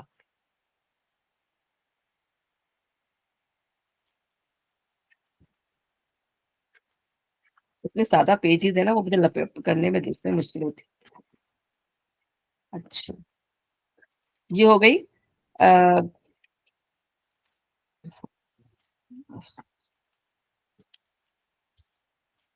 ہوں اچھا وہ 4 مرتبہ اللہ کی قسم کھا کر شہادت دے کہ یہ شخص اپنے الزام میں جھوٹا ہے، اور 5ویں مرتبہ کہے کہ اس بندی پہ اللہ کا غضب ٹوٹے اگر وہ اپنے الزام میں سچا ہو. تم لوگوں پر اللہ کا فضل، اس کا رحم نہ ہوتا اور یہ بات نہ ہوتی کہ اللہ بڑا التفات فرمانے والا اور حکیم ہے، تو بیویوں پر الزام کا معاملہ تمہیں بڑی پیچیدگی میں ڈال دیتا. یعنی اللہ تعالیٰ نے کتنی مہربانی کی کہ اس کا بھی اللہ تعالیٰ نے حکم نازل کر دیا. اب یہاں پر اللہ تعالیٰ جو ہے وہ واقعہ بیان کر رہے ہیں جو حضرت عائشہ سے، یعنی اللہ تعالیٰ نے پہلے قوانین بتائے، اس کے بعد اللہ تعالیٰ اب اس واقعے کی حقیقت کھول رہے ہیں جو حضرت عائشہ کے ساتھ جو ہے پیش آیا. جو لوگ یہ بہتان گھڑ لائے ہیں وہ تمہارے اندر ہی کا ایک ٹولہ ہے. اس واقعے کو اپنے حق میں شر نہ سمجھو، بلکہ یہ بھی تمہارے لیے خیر ہی ہے. جس نے اس میں جتنا حصہ لیا اس نے اتنا ہی گناہ سمیٹا، اور جس شخص نے اس کی ذمہ داری کا بڑا حصہ اپنے سر لیا اس کے لیے تو عذاب عظیم ہے. ٹھیک ہے نا. اشارہ ہے اس الزام کی طرف جو حضرت عائشہ پر لگایا گیا. اس کو افق کے لفظ سے تعبیر کرنا خود اللہ تعالیٰ کی طرف سے اس الزام کی مکمل تردید ہے. افق کے معنی ہے بات کو الٹ دینا، حقیقت کے خلاف کچھ سے کچھ بنا دینا، یعنی جھوٹ اور افطرا کے معنی میں بولا جاتا ہے. اچھا آپ پھر آگے ہم نے کنٹینیو کرنا تھا کہ اس بہتان کی افواہیں کم و بیش 1 مہینے تک شہر میں اڑتی رہیں. نبی صلی اللہ علیہ وسلم سخت اذیت میں مبتلا رہے، میں روتی رہی، میرے والدین انتہائی پریشانی اور رنج و غم میں مبتلا رہے. آخر کار ایک روز نبی صلی اللہ علیہ وسلم تشریف لائے اور میرے پاس بیٹھے. اس پوری مدت میں آپ کبھی میرے پاس نہ بیٹھے تھے۔ حضرت ابو بکر اور ام رومان جو ان کی والدہ تھی نے محسوس کیا کہ آج کوئی فیصلہ کن بات ہونے والی ہے، اس لیے وہ دونوں بھی پاس آ کر بیٹھ گئے۔ نبی صلی اللہ علیہ وسلم نے فرمایا، عائشہ مجھے تمہارے متعلق یہ خبریں پہنچی ہیں، اگر تم بے گناہ ہو تو امید ہے کہ اللہ تمہاری برات ظاہر فرما دے گا، اور اگر واقعی تم کسی گناہ میں مبتلا ہوئی تو اللہ سے توبہ کرو اور معافی مانگو۔ بندہ جب اپنے گناہ کا معترف ہو کر توبہ کرتا ہے تو اللہ معاف کر دیتا ہے۔ یہ بات سن کے میرے آنسو خشک ہو گئے۔ میں نے اپنے والد سے عرض کیا، آپ رسول اللہ کی بات کا جواب دیں۔ انہوں نے فرمایا، بیٹی میری کچھ سمجھ میں ہی نہیں آتا کیا کہوں۔ میں نے اپنی والدہ سے کہا، آپ ہی کچھ کہیں۔ انہوں نے بھی یہی کہا کہ میں حیران ہوں کیا کہوں۔ اس پر میں بولی، آپ لوگوں کے کانوں میں ایک بات پڑ گئی ہے اور دلوں میں بیٹھ چکی ہے۔ اگر میں کہوں کہ میں بے گناہ ہوں اور اللہ گواہ کہ میں بے گناہ ہوں تو آپ لوگ نہ مانیں گے، اور اگر خواہ مخواہ ایک ایسی بات کا اعتراف کروں جو میں نے نہیں کی اور اللہ جانتا ہے کہ میں نے نہیں کی تو آپ لوگ مان لیں گے۔ میں نے اس وقت جو ہے حضرت یعقوب کا نام یاد کرنے کی کوشش کی مگر یاد نہ آیا۔ آخر میں نے کہا، اس حالت میں اس کے سوا اور کیا چاہ رہا ہے کہ وہی بات کہوں جو حضرت یوسف کے والد نے کہی تھی، فصبر جمیل، کہ میں بہت بہترین صبر کروں گی۔ ٹھیک ہے نا؟ پھر اگرچہ یہ بات تو میرے گمان میں بھی نہ تھی کہ میرے حق میں وہی نازل ہوگی جو قیامت تک پڑھی جائے گی۔ میں اپنی ہستی کو اس سے کمتر سمجھتی تھی کہ اللہ خود میری طرف سے بولے، مگر میرا یہ گمان تھا کہ رسول اللہ کوئی خواب دیکھیں گے جس میں اللہ تعالیٰ میری برات ظاہر فرما دے گا۔ یعنی ظاہر اتنی نیک تھی، ظاہر جب انہوں نے غلطی کی نہیں تھی تو انہیں یہ یقین تھا کہ اللہ تعالیٰ اتنی دیر آزمائش میں نہیں رکھے گا، کوئی نہ کوئی فیصلہ اللہ تعالیٰ جو ہے میرے حق میں جو ہے نازل کر دے گا۔ اتنے میں یکجک حضور پر وہ کیفیت طاری ہو گئی جو وہی نازل ہوتے وقت ہوا کرتی ہے، حتیٰ کہ سخت جاڑے کے زمانے میں بھی موتی کی طرح آپ کے چہرے سے پسینے کے قطرے ٹپکنے لگے۔ ہم سب خاموش ہو گئے، میں تو بالکل بے خوف تھی، مگر میرے والدین کا حال یہ تھا کہ کاٹو تو بدن میں لہو نہیں۔ دیکھیں آپ یہ دیکھیں کہ یہ وہ زمانہ تھا، وہ قبائلی سسٹم تھا۔ ٹھیک ہے نا؟ میں نے آپ کو بتایا کہ وہاں جہالت زیادہ تھی۔ جیسے ہمارا ایک شہر کا نظام ہوتا ہے، ایک دیہات کا جو ہے نظام ہوتا ہے، تو آپ دیکھیں گے کہ جو دیہات اور گاؤں میں یہ چیزیں ہوتی ہیں تو وہاں پہ لوگ بہت جلدی ان چیزوں کو نا ایکسیپٹ کر لیتے ہیں، بغیر وہ کیے ہوئے ایک دوسرے کو، مطلب آپ یہ کہیں کہ ٹرسٹ کیے ہوئے نا۔ تو وہی حال ان کا بھی تھا کہ ان کے اندر جو تھی ابھی ان کی ٹریننگ ہو رہی تھی، ابھی وہ سارے نئے نئے مسلمان ہوئے تھے، مدینے میں آئے تھے، تو ان کی ابھی ٹریننگ ہو رہی تھی، اور یہ چیزیں اسی سکھانے کے لیے یہ چیزیں اللہ تعالیٰ نے جو ہونے دی۔ پورے مہینے کیا کچھ نہیں ہوا ہوگا، پورا مہینہ بہت بڑی بات ہوتی ہے۔ تو اللہ تعالیٰ دیکھنا چاہتا تھا کہ یہ چیزیں کہاں تک جا کے رکیں گی، کون افواہیں پھیلا رہا ہے، کون بدگمانی دل کے اندر پال رہا ہے، کس کے دل میں کیا بات آئی۔ تو اسی لحاظ سے اللہ تعالیٰ نے قوانین جو ہے وہ بتائے۔ تو یہی کیفیت یہاں بھی تھی۔ اب سب وہاں پہ وہ لوگ بھی ڈر رہے تھے، حتیٰ کہ وہ تو کاٹو تو بدن میں لہو نہیں، وہ ڈر رہے تھے کہ دیکھیے اللہ کیا حقیقت کھولتا ہے۔ جب وہ کیفیت دور ہوئی تو حضور بے حد خوش تھے۔ آپ نے ہنستے ہوئے پہلی بات جو فرمائی وہ یہ تھی کہ مبارک ہو عائشہ، اللہ نے تمہاری برات نازل فرما دی، اور اس کے بعد حضور نے 10 آیتیں سنائیں جو پوری یہاں تک جو ہم پڑھ رہے ہیں۔ میری والدہ نے کہا، اٹھو رسول کا شکریہ ادا کرو۔ میں نے کہا، میں نہ ان کا شکریہ ادا کروں گی نہ آپ دونوں کا، بلکہ اللہ کا شکر کرتی ہوں جس نے میری برات نازل فرمائی۔ بے شک، ٹھیک ہے نا، آپ لوگوں نے اس بہتان کا انکار تک نہیں کیا۔ یعنی انکار تک سے مراد یہ تھا کہ وہ سب ششو پنج میں مبتلا تھے لوگ، اتنی زیادہ یہ چیز پھیل گئی تھی پورے اس کے اندر، جو دل میں تو وہ صحیح تھے لیکن پھر بھی ایک شک کی کیفیت جیسے نا نہیں بھی کہتے کہتے بھی ان کے دلوں میں بھی آ گئی تھی۔ حالانکہ نبی صلی اللہ علیہ وسلم کے دل میں بالکل نہیں تھی، لیکن وہ اپنے لوگوں سے پریشان تھے جو ارد گرد جو لوگوں نے جو ہے نا بہتان جو بنایا ہوا تھا۔ اچھا، اس کو اللہ تعالیٰ کہہ رہے ہیں اپنے حق میں شر نہ سمجھو، بلکہ یہ بھی تمہارے حق میں جو ہے وہ خیر ہی ہے۔ بعض دفعہ ہم یہ پڑھتے ہیں کہ بعض دفعہ شر سے بھی خیر نکلتا ہے، کیونکہ کفار اور منافقین مسلمانوں کو جنگی اور اخلاقی طور پر شکست نہیں دے پا رہے تھے، اور اسلام دن بدن پھیلتا جا رہا تھا، تو انہوں نے مسلمانوں کے اخلاق و کردار پر ضرب لگا کر ان کو نیچا دکھانے کی کوشش کی۔ تو اس موقع پر ایک طرف نبی صلی اللہ علیہ وسلم نے، دوسری طرف حضرت ابوبکر ان کے خاندان والوں نے، اور تیسری طرف عام اہل ایمان نے جو طرز عمل اختیار کیا، اس سے یہ بات روز روشنی کی طرح ثابت ہو گئی کہ لوگ برائی سے کس قدر پاک، کیسے ضابط و متحمل، کیسے انصاف پسند اور کس درجے کریم النفس واقع ہوئے ہیں۔ نبی صلی اللہ علیہ وسلم کا اشارہ ان لوگوں کی گردنیں اڑا دینے کے لیے کافی تھا جنہوں نے آپ کی عزت پر حملہ کیا تھا، مگر مہینے بھر تک آپ صبر سے سب کچھ برداشت کرتے رہے۔ چاہتے تو آپ سب کچھ کر سکتے تھے نا، لیکن آپ نے اللہ تعالیٰ کے فیصلے کا انتظار کیا، کیونکہ آپ اپنی مرضی سے کوئی کام نہیں کر سکتے تھے۔ اور جب اللہ کا حکم آ گیا تو صرف ان 3 مسلمانوں کو جن پر جرم قذف ثابت تھا حد لگوا دی، یعنی ان کو کوڑے پروا دیے۔ منافقین کو پھر بھی کچھ نہ کہا۔ حضرت ابو بکر کا اپنا رشتہ دار جس کی اور جس کے گھر بھر کی وہ کفالت کرتے تھے، ان کے دل و جگر پر یہ تیر چلاتا رہا، مگر اللہ کے اس نیک بندے نے اس پر بھی نہ برادری کا تعلق منقطع کیا، نہ اس کی اور اس کے خاندان کی مدد بند کی۔ یعنی اللہ تعالیٰ نے ان کو حکم دیا، انہوں نے کہا، انہوں نے دل میں سوچا حضرت ابوبکر نے کہ اب میں मसलन है जो है मेरी बेटी पर जो है इस तरह इल्ज़ाम लगाया, मैं जो हूँ उसकी इमदाद बंद कर दूँगा उसके घर वालों की। लेकिन आगे भी अल्लाह का हुक्म आ रहा है कि क्या तुम नहीं चाहते कि अल्लाह तुम्हें माफ़ कर दे? तो लोगों को माफ़ कर दो।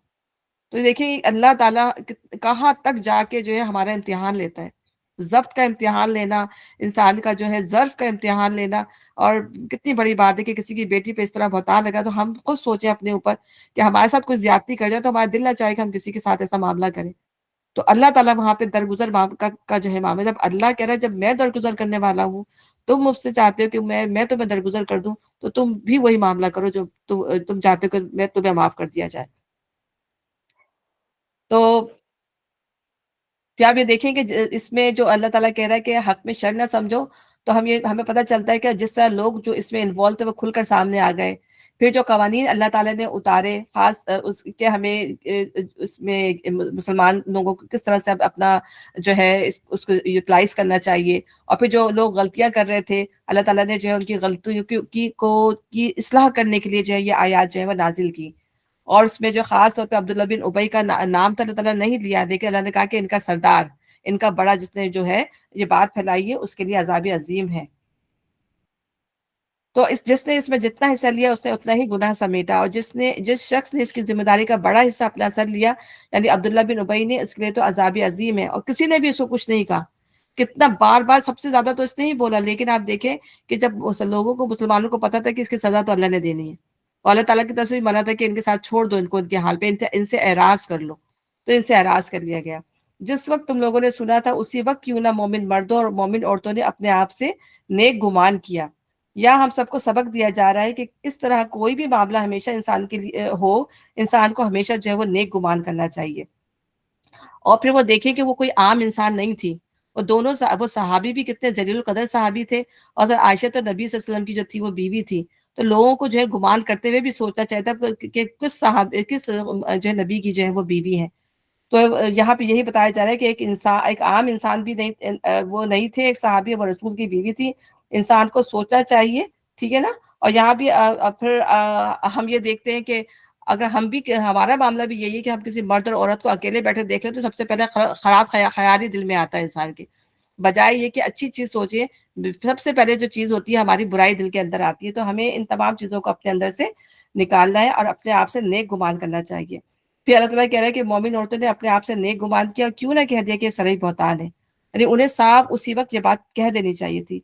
वो लोग अपने इल्ज़ाम के सबूत पे 4 गवाह क्यों लेकर ना आए? बस सुनी-सुनाई थी ना सारी बातें। अब के वो गवाह नहीं लाए, अल्लाह के नज़दीक वही झूठे हैं। अगर तुम लोगों पर दुनिया और आखिरत में अल्लाह का फज़ल और करम ना होता तो जिन बातों में तुम पड़ गए थे, उनकी पादाश में बड़ा अज़ाब तुम्हें आ लेता। लेकिन अल्लाह को पता था कि इनके अंदर कमज़ोरी है, इनके अंदर अभी नॉलेज नहीं है, अभी जाहिली निज़ाम का की जो क वो है, थोड़ी बहुत असर और रसूख वो बाकी है, तो इसलिए अल्लाह ताला ने जो है उन पर अज़ाब नहीं भेजा। इसको सिर्फ़ अल्लाह ताला ने तंबीह करके छोड़ दिया यहाँ पर। ज़रा गौर तो करो उस वक़्त तुम कैसी सख्त गलती कर रहे थे जबकि तुम्हारी एक ज़बान से दूसरी ज़बान इस झूठ को लेती चली जा रही थी और तुम अपने मुँह से वो कुछ कहे जा रहे थे जिसके मुतालिक तुम्हें कोई इल्म न था। तुम इसे एक मामूली बात समझ रहे थे, हालाँकि अल्लाह के नज़दीक ये बड़ी बात थी। हमारे अपने अपने कल्चर के अंदर हम खुद देखें, हम पाकिस्तान में देखें या हम जहाँ-जहाँ रहते हैं इंडिया, बांग्लादेश, तो हम देखें कि वहाँ पे यही कुछ है और ख़ास तौर पे उन इलाकों पे जो ज़्यादा डेवलप्ड कंट्रीज़ नहीं इलाके नहीं होते, उनमें ये मामला कितना ज़्यादा जो है तूल पकड़ जाता है। और बड़े-बड़े मतलब इस मामले पे जो है तो सज़ाएँ भी दे दी जाती हैं, जो मासूम लोग भी होते हैं बेचारे, ठीक है ना? तो यहाँ पे यही बात की जा रही है। और अल्लाह ताला ये भी देखता है कि अल्लाह ताला ट्रेनिंग कर रहा है और इस तरह फ़ितने में डाल के अल्लाह ताला हमें ट्रेनिंग कर रहा है और सिखा रहा है कि हम इससे बाज़ आ जाएँ और इस चीज़ का इयादा जो है वो बार-बार ना करें। क्यों ना इसे सुनते ही तुमने कह दिया कि हमें ऐसी बात ज़बान से निकालना ज़ेब नहीं देता। सुबहान अल्लाह! ये तो एक बहतान अज़ीम है। अल्लाह तुमको नसीहत करता है कि आइंदा कभी ऐसी हरकत ना करना अगर तुम मोमिन हो। अल्लाह तुम्हें साफ-साफ हिदायत देता है, वो अलीम व हकीम है। जो लोग चाहते हैं कि ईमान लाने वालों के गिरोह में फ़हिश फैले, वो दुनिया और आखिरत में दर्दनाक सज़ा के मुस्तहिक है। ठीक है ना? अब यही हाल तो हो गया हमारे मुल्कों में क्या हुआ है कि बस अब उन्होंने कहा कि मुसलमानों को उनकी उससे निकाल दो। अब ये बेचारे मुसलमान जो है वो बड़े नहीं दुनिया में आप देखें मुसलमान कितने ज़्यादा हैं। ईसाइयत के बाद जो मुसलमानों की तादाद ज़्यादा है, लेकिन मुसलमान हर जगह जो है वो ज़लील और रुस्वा हैं। किस वजह से? कि उन्होंने कुरान को जो है वो छोड़ दिया है। انہوں نے دنیا کو اپنے ہاتھ میں لے لیا. انہوں نے یہی بے حیائی فحاشی آپ دیکھیں اکثریت جو ہے یہ بے حیائی فحاشی جو ہے ہر جگہ پھیلی ہوئی ہے. اور جہاں یہ بے حیائی فحاشی پھیل جاتی ہے تو ظاہر انسان کے اندر سے ایمان کی روح کو جو ہے وہ نکال دیتی ہے. ٹھیک ہے نا. تو یہاں اللہ تعالیٰ یہی بتا رہا ہے. تو وہ ہر جگہ یہی اسی طرح سے جو ہے مسلمانوں کو جو ہے وہ کمزور کیا گیا ہے. تو شیطان کیا کہتا ہے؟ شیطان نے تو اسی نبی اللہ تعالیٰ نے کیا فرمایا تھا؟ شیطان تو چاہتا یہی کہ تمہارے اندر جو ہے فحش اور بے حیائی پھیلے. تو موقع محل کے لحاظ سے تو آیت کا براہ راست مفہوم یہ ہے کہ جو لوگ اس طرح کے الزامات کھڑ کر اور انہیں اشاعت دے کے مسلم معاشرے میں بدافاقی پھیلانے اور امت مسلمہ کے اخلاق پہ دھبا لگانے کی کوشش کریں وہ سزا کے مستحق ہیں. لیکن آیت کے الفاظ فحش پھیلانے کی تمام صورتوں پر حاوی ہیں اور ان کا اطلاق عملاً بدکاری کے اڈے قائم کرنے پر بھی ہوتا ہے اور بد اخلاقی کی ترغیب دینے والے اور اس کے لیے جذبات کو اکسانے والے قصوں، اشعار، گانوں، تصویروں اور کھیل تماشے پر بھی. نیز وہ کلب اور ہوٹل اور دوسرے ادارے بھی ان کی زد میں آ جاتے ہیں جن میں مخلوط رس اور مخلوط تفریحات کا انتظام کیا جاتا ہے. آپ دیکھیں آج ہمارے یہاں شادی بیاہ کی محفلیں ہو رہی ہیں کہاں تک نہیں پہنچ گئی ہیں کہ جیسے جو بالکل اداکارائیں کرتی ہیں فلموں کے اندر ویسے ہی ڈریس چاہیے، ویسے ہی ناچ گانے ہونے چاہیے. اس کے لیے جو ہے پورے مہینوں جو ہے اس کی ٹریننگ ہوتی ہے، اس کی تیاریاں ہوتی ہیں. کتنا اسراف، کتنا پیسہ اس کے اوپر جو ہے وہ خرچ ہو جاتا ہے. تو یہ سب چیزیں کیا ہیں؟ یہ بے حیائی فحاشی نہیں ہے. یعنی نکاح کا جو ایک رشتہ تھا اصل بیسیکلی سادگی سے رشتہ کرے، نکاح کرے اور پھر اور اس کی جو ہے ولیمہ کر دیں. لیکن اب اس شادی کو جو ہے کیا کر دیا ہے؟ اس کی زد میں چلے وہ بڑے بڑے لوگ تھے جن کے پاس بہت پیسہ ہے، اس کی زد میں جو ہے وہ لوگ بھی آ گئے جو غریب ہے عام. تو وہ بھی ان کو دیکھا دیکھی جو ہے وہ جو غریب لوگ بھی ہوتے ہیں تو بچیاں وہ ضد کرتی ہیں کہ ہمیں کچھ نہ ہو، ہماری شادی جو اچھی ہونی چاہیے، ہمارا جوڑا جو ہے وہ لاکھوں کا ہونا چاہیے. ٹھیک ہے نا. اور ہمارا اسٹیج جو ہے بڑا خوبصورت بنا ہونا چاہیے. تو یہ بچوں کی جو ہے چاہے وہ غریبوں کے بچے کیوں نہ ہو، کیونکہ کیا ہوتا ہے کہ جب وہ معاشرے میں دیکھتے ہیں تو ان کے اندر بھی وہ چیزیں جو وہ پیدا ہو جاتی ہیں. ایسے گانے ہوں، ایسی ویڈیو بنے، ایسی جو ہے وہ دیکھیں آپ ویڈیو دیکھیں شادی کی جو ویڈیو بنائی جاتی ہے تو ابھی جو ہے نکاح ہوا ہوتا ہے تو ساری سب کے سامنے کھلے عام جو ہے وہ کس بھی کر رہے ہیں ایک دوسرے سے بالکل حق بھی کر رہے ہیں. اب تو حق سب کچھ ہو گیا اس کے اندر. جو اب آپ یہ دیکھیں کہ وہ جو غیر محرم مرد جو ویڈیو بنا رہا ہے وہ سب چیزیں پہلے ہی دیکھ لیتا ہے اور وہ عوام جو بیٹھی ہوتی ہے سامنے مخلوط محفلیں تو ہو ہی رہی ہوتی ہیں. وہ سب کچھ کیا چیز جو ہے وہ آج جو ہے نہیں ہو رہی فحاشی کے نام کے اوپر اور سبھی اس کے اندر انوالو ہیں. تو ایسی شادی میں ہم جاتے بھی، ہم دیکھتے بھی، ہم انجوائے بھی کر رہے ہوتے ہیں. تو ہمارا معاملہ بھی ان لوگ کے ساتھ وہی ہے. ہم جا کے خوش ہوتے ہیں ان کے ساتھ بیٹھ کے. اللہ تعالیٰ ہمیں محفوظ رکھے کہ ظاہر سی بات ہے کہ یہ چیز اتنی زیادہ جو ہے ہمارے معاشرے کے اندر جو ہے وہ در آئی ہے. تو یہاں پہ یہی بات بتائی جا رہی ہے کہ جو لوگ چاہتے ہیں کہ ایمان لانے والوں کے گروہ میں فحش پھیلے اور اس کو برا بھی نہیں سمجھتے. آج کے دور میں اس کو برا بھی نہیں سمجھا جاتا کہ اور دنیا اور آخرت میں دردار سزا کے مستحق ہے. اللہ جانتا اور تم نہیں جانتے. اگر اللہ کا فضل، اس کے رحم و کرم تم پر نہ ہوتا اور یہ بات نہ ہوتی کہ اللہ بڑا شفیق و رحیم ہے تو یہ چیز جو ابھی تمہارے اندر پھیلائی گئی تھی بدترین نتائج دکھا دیتی. یعنی تمہارے اوپر اللہ کا عذاب ہی ٹوٹ پڑتا. یعنی اللہ نے پکڑا نہیں بلکہ گرفت نہیں کی کیونکہ یہ پہلی بار ایسی غلطی ہوئی تھی، اس لیے اس کو اللہ تعالیٰ نے سمجھا کر ہمیں چھوڑ دیا. اے لوگوں جو ایمان لائے ہو، شیطان کے نقش قدم پر نہ چلو. اس کی پیروی کوئی کرے گا تو وہ اسے فحش اور بدی کا حکم دے گا. اگر اللہ کا فضل، اس کا رحم و کرم تم پر نہ ہوتا تو تم میں سے کوئی شخص پاک نہیں ہو سکتا تھا. تو واقعی اللہ کی رحمت ہے. اللہ کی ہمیں اللہ تعالیٰ کا سچ شکر ادا کرنا چاہیے کہ اگر ہم ان چیزوں سے اللہ تعالیٰ نے ہمیں بچا کر رکھا ہوا ہے. ٹھیک ہے نا. یہ اللہ کی مہربانی ہے. تو انسان کو اپنی زبان کو بھی جو ہے محفوظ رکھنا چاہیے کہ دیکھیں یہ نہیں ہوتا کہ ہم کسی کے اوپر جو ہے الزام لگا دیں تو کیا پتہ نہیں کل ہماری جو نسلیں ہیں اور اولاد ہے وہ کیا معاملہ ہو آگے جا کے ہمیں نہیں پتا. تو انسان کو اپنی زبان کو پہلے ہی محفوظ کر لینا چاہیے کہ اللہ تعالیٰ ہم اگر کسی پہ الزام لگائیں گے چاہے وہ سچا ہے چاہے وہ غلط ہے، ٹھیک ہے نا، تو پتہ نہیں ہم بعد میں سے ہم خود بھی محفوظ رہ سکیں گے یا نہیں رہ سکیں گے. تو اللہ تعالیٰ کہہ رہا ہے کہ اللہ تعالیٰ ہی پاکی دیتا ہے کہ کوئی انسان یہ نہیں کہہ سکتا کہ میں پاک ہوں. اور یہاں مگر اللہ ہی جسے چاہتا ہے پاک کر دیتا ہے. اللہ سننے والا اور جاننے والا ہے. دیکھیں یہاں پر ہماری اصلاح جو ہے اللہ تعالیٰ ہماری اصلاح کر رہے ہیں، ہماری غلطیاں جو ہے بیان کر رہے ہیں. اللہ تعالیٰ کو پتہ ہے کہ انسان غلطیاں کرتا ہے تو اللہ اصلاح کے راستے بھی ہمیں بتا رہا ہے تاکہ ہم اپنے آپ کو جو ہے پاک کر سکیں. تو اللہ ہماری اصلاح کر رہا ہے، اصلاح کے راستے بتا رہا ہے اس لیے کہ ہم پاکی جو ہے وہ اختیار کر سکیں. پھر اللہ تعالیٰ نے کیا کیا ہے کہ اس نے ایسے قوانین بنا دیے ہیں بے حیائی کی روک تھام کے لیے اور سزائیں رکھ دی ہیں ورنہ بے حیائی یہاں تک پہنچ جاتی کہ کسی کا بچنا بھی ممکن نہ ہوتا. اگر یہ سزائیں نہ ہوتی یا قوانین نہ ہوتے، اللہ تعالیٰ نے یہ حدیں نہ رکھ دی ہوتی، تو آج پورے معاشرے کا کیا حال ہوتا۔ یہ تھوڑا بہت ڈر اللہ کا ہے، جس کے ڈر کی وجہ سے لوگ رکے ہوئے ہیں، ورنہ تو پورے معاشرے کا حال جو ہے وہ بگڑ چکا تھا۔ اور ہم یہ دیکھتے ہیں کہ آج قوم لوط کوئی ایک دم سے تو اس برائی کا شکار نہیں ہوئی ہوگی نا قوم لوط۔ یہ چیز ایک سے دوسرے سے ہوتے ہوتے جب روکنا ٹوکنا بند ہو جاتا ہے، قوانین جو ہے وہ ہو جاتے ہیں، تو پھر کیا ہوتا ہے، یہ چیز بڑھتے بڑھتے معاشرے کے اندر جو ہے وہ پوری بھر جاتی ہے۔ تم میں سے جو لوگ صاحب فضل اور صاحب مقدرت ہے، وہ اس بات کی قسم نہ کھا بیٹھے کہ اپنے رشتہ دار، مسکین اور مہاجر فی سبیل اللہ لوگوں کی مدد نہ کریں گے۔ انہیں معاف کر دینا چاہیے اور درگزر کرنا چاہیے۔ کیا تم نہیں چاہتے کہ اللہ تمہیں معاف کرے؟ اور اللہ کی صفت یہ ہے کہ وہ غفور الرحیم ہے۔ حضرت ابو بکر کا واقعہ تھا کہ انہوں نے دل میں سوچا تو اللہ نے کہا کہ دیکھو تم معاف کر دو، تو وہ فوراً پلٹ آئے ابو بکر، اور انہوں نے پہلے سے زیادہ ان کی دیکھ بھال شروع کر دی۔ آپ یہ دیکھیں کہ کیسے تھے کہ انہوں نے اپنا دل کتنا بڑا کر لیا کہ ان کو اور زیادہ ٹیک کیئر کرنے لگے۔ جو لوگ پاک دامن بے خبر مومن عورتوں پر تہمتیں لگاتے ہیں، ان پر دنیا اور آخرت میں لعنت کی گئی اور ان کے لیے بڑا عذاب ہے۔ یعنی پاک دامن بے خبر کا مطلب کیا ہے؟ بالکل سیدھی سادھی شریف عورتیں جو بن سور کے نہیں پھرتی ہیں، لوگوں کو دکھاتی نہیں ہے باہر جا جا کے، جن کے دل پاک ہیں، جنہیں کچھ خبر نہیں کہ بدچلنی ہوتی کیا ہے اور کیسے کی جاتی ہے، جن کے دل میں بھی یہ اندیشہ نہیں گزرتا کہ کبھی کوئی ان پر الزام لگا بیٹھے گا، جیسے حضرت عائشہ کی جو کیفیت تھی۔ تو نبی صلی اللہ علیہ وسلم نے فرمایا کہ پاک دامن عورتوں پر تہمت لگانا ان 7 کبیرہ گناہوں میں سے ہے جو موبقات ہیں، یعنی تباہ کن ہیں۔ نبی صلی اللہ علیہ وسلم نے فرمایا کہ پاک دامن عورت پر تہمت لگانا 100 برس کے اعمال کو غارت کر دینے کے لیے کافی ہے۔ کتنی سخت آپ وعید بتائیے نبی صلی اللہ علیہ وسلم نے۔ ان پر دنیا آخرت پر لعنت کی گئی، ان کے لیے بڑا عذاب ہے۔ وہ اس دن کو بھول نہ جائیں جبکہ ان کی اپنی زبانیں اور ان کے اپنے ہاتھ پاؤں ان کے کرتوتوں کی گواہی دیں گے۔ یا جو دوسروں کے در پہ آ جاتے ہیں، ان کی برائیاں، بلکہ کہتے ہیں کسی کی برائی دیکھ لو تو اس کا پردہ رکھ لو، اللہ قیامت کے دن تمہارا پردہ رکھے گا۔ لیکن جو لوگ اس چیز حقیقت کو نہیں سمجھتے، اللہ تعالیٰ ان کے لیے کہہ رہے ہیں کہ یہ کیا ہوگا جب ان کے اپنے ہاتھ پاؤں جو ہے ان کے کرتوتوں کی گواہی دیں گے۔ اس دن اللہ وہ بدلہ انہیں بھرپور دے دے گا جس کے وہ مستحق ہیں، اور انہیں معلوم ہو جائے گا کہ اللہ ہی حق کے سچ کو سچ کر دکھانے والا۔ خبیث عورتیں خبیث مردوں کے لیے، خبیث مرد خبیث عورتوں کے لیے، پاکیزہ عورتیں پاکیزہ مردوں کے لیے، اور پاکیزہ مرد پاکیزہ عورتوں کے لیے۔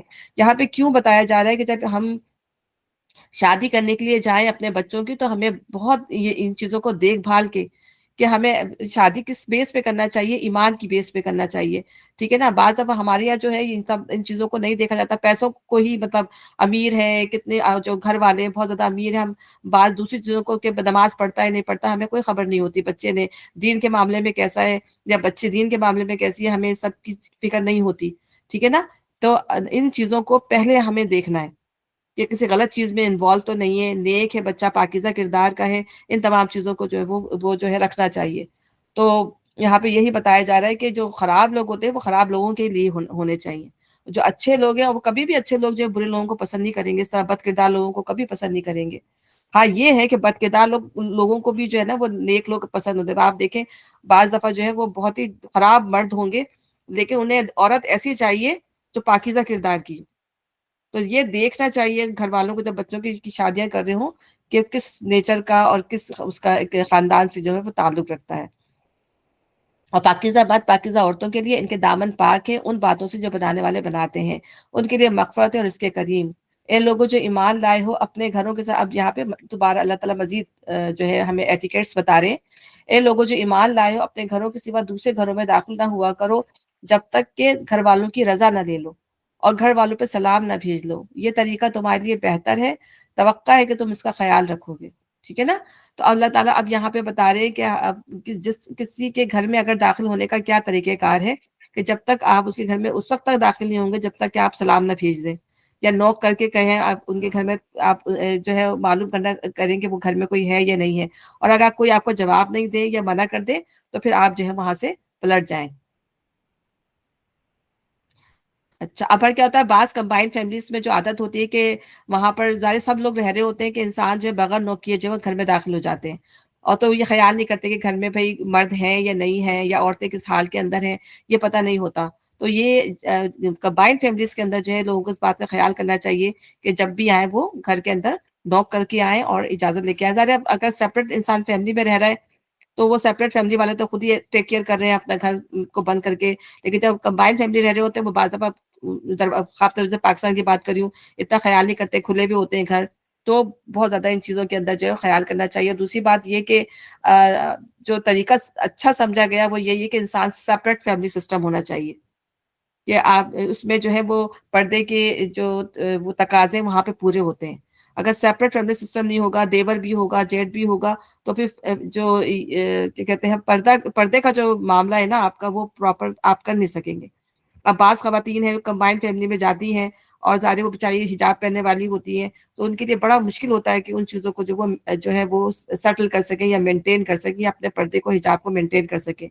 हर वक़्त जो है इंसान को दुपट्टा पहन के या अपने आप को लपेट-लपूट के रहना चाहिए, ये मुश्किल काम होता है, आसान काम नहीं होता। मैं अपनी बात ही बता रही हूँ, मैं भी कंबाइंड फैमिली में ही गई थी, लेकिन अब इतना मतलब मुश्किल होता था कि इतनी सख्त गर्मी पड़ती थी कि बस दुपट्टा सर पर लिपटा हुआ है, घर किचन में पूरे दिन ज़ाहिर काम करना होता था। इतनी गर्मी भी होती थी लेकिन करना था, ज़ाहिर जेठ भी थे, सब कंबाइंड फैमिली थी, देवर भी थे। तो ये एक बता रही हूँ आपको, ये सारे हमारे कल्चर का हिस्सा है, और फिर उसमें ज़ाहिर मुश्किल होती है आपको अपना जो है प्राइवेसी मेंटेन करना। तो बेहतर यही होता है कि इंसान चाहे क्लोज रह ले, एक साथ एक ही जगह पे घर ले ले, लेकिन ये कि अपना सेपरेट जो है सिस्टम होना चाहिए। जब भी घर के अंदर ही सेपरेट पोर्शन हो के इत्मीनान से इंसान अपने पर्दे को जो है या अपनी प्राइवेसी को जो है वो मेंटेन कर सके, और ये नबी सल्लम के ज़माने का तरीका था। हम ये देखें नबी सल्लम ने अपनी हर ज़ौज को जो है वो सेपरेट जो है हुजरे बना के सेपरेट दी। ये नहीं था कि एक ही घर के अंदर कई हुजरे बना लेते नबी सल्लम, हर कमरा सेपरेट, लेकिन आपने अलग-अलग सेपरेट जो है अपने हुजरे रखे, और तमाम सहाबा किराम का भी यही हाल था। और ये वहाँ का ये भी यही है कि जैसे बच्चा इस काबिल होता है उसको मतलब अलग घर बना वो होता है कि जब वो उसकी शादी जब की जाती है अरब के अंदर भी, कि जब वो अपना खुद घर बना के अपना खर्च उठाने के काबिल होता है, तो फिर वो शादी करके अपने घर में लेके जाए। ये एक तरीकाकार है, ठीक है ना? और हम लोग ज़ाहिर है हम जिस कल्चर के उसके आदी हैं, तो हम ये सोचते हैं कि भई बच्चे हमारे साथ ही रहें। अब तो हमारे बच्चे भी ये कहते हैं कि मतलब उनको भी मुश्किल लग रहा होता है, इस बोलते हैं ये बात अभी भी बच्चे ना, कि कैसे रहेंगे, किस तरह से रहेंगे? इन लोग को ज़ाहिर है उनको यहाँ का जो माहौल है, उसमें भी यही चीज़ है कि सेपरेट रहते हैं, फैमिली सिस्टम है। तो इसलिए कि प्राइवेसी जो है वो मेंटेन नहीं हो पाती।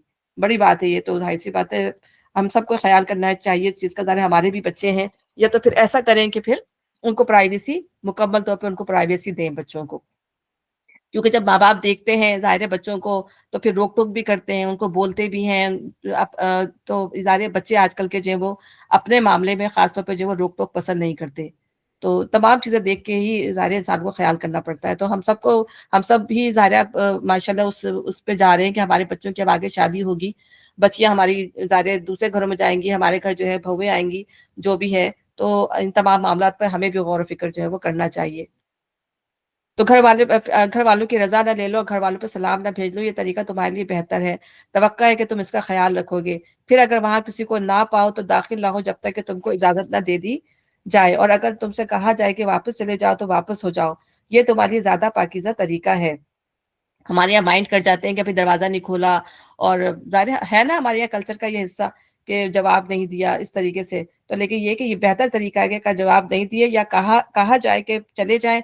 हो सकता है वो औरत अकेली हो सकता है वो मर्द जो आया हो वो नामहरम हो और वो नहीं चाहती हो अपने घर में बुलाना, और अगर मना कर देती है तो उसमें कोई बुराई की बात नहीं है। ये अल्लाह ताला का सिखाया हुआ तरीका है। और अगर तुमसे कहा जाए कि वापस चले जाओ तो वापस हो जाओ, ये तुम्हारे लिए ज़्यादा पाकीज़ा तरीका है। और जो कुछ तुम करते हो अल्लाह से खूब जानता है। अलबत्ता तुम्हारे लिए इसमें कोई मुज़ायका नहीं है कि ऐसे घरों में दाखिल हो जाओ जो किसी की रहने की जगह ना हो, यानी पब्लिक प्लेसेस के अंदर। इससे मुराद होटल हैं, सराय हैं, मेहमान खाने, दुकानें, मुसाफिर खाने, मेडिकल सेंटर्स, इस तरह की तमाम चीज़ें, स्कूल्स, उनमें दाखिल हो सकता है, और जिनमें तुम्हारे फ़ायदे या काम की कोई चीज़ हो। तुम जो कुछ ज़ाहिर करते हो, जो कुछ छुपाते हो, सब अल्लाह की नज़र में है। ए नबी सल्लल्लाहु अलैहि वसल्लम, मर्दों से कहो कि अब यहाँ से जो वो हैं वो मर्द और औरत के मेल-जोल के आदाब हैं। ठीक है ना? यहाँ किस तरह वो मेल-जोल रखेंगे आपस में। ए नबी, मोमिन मर्दों से कहो कि अपनी नज़रें बचा कर रखें और अपनी शर्मगाहों की हिफाज़त करें।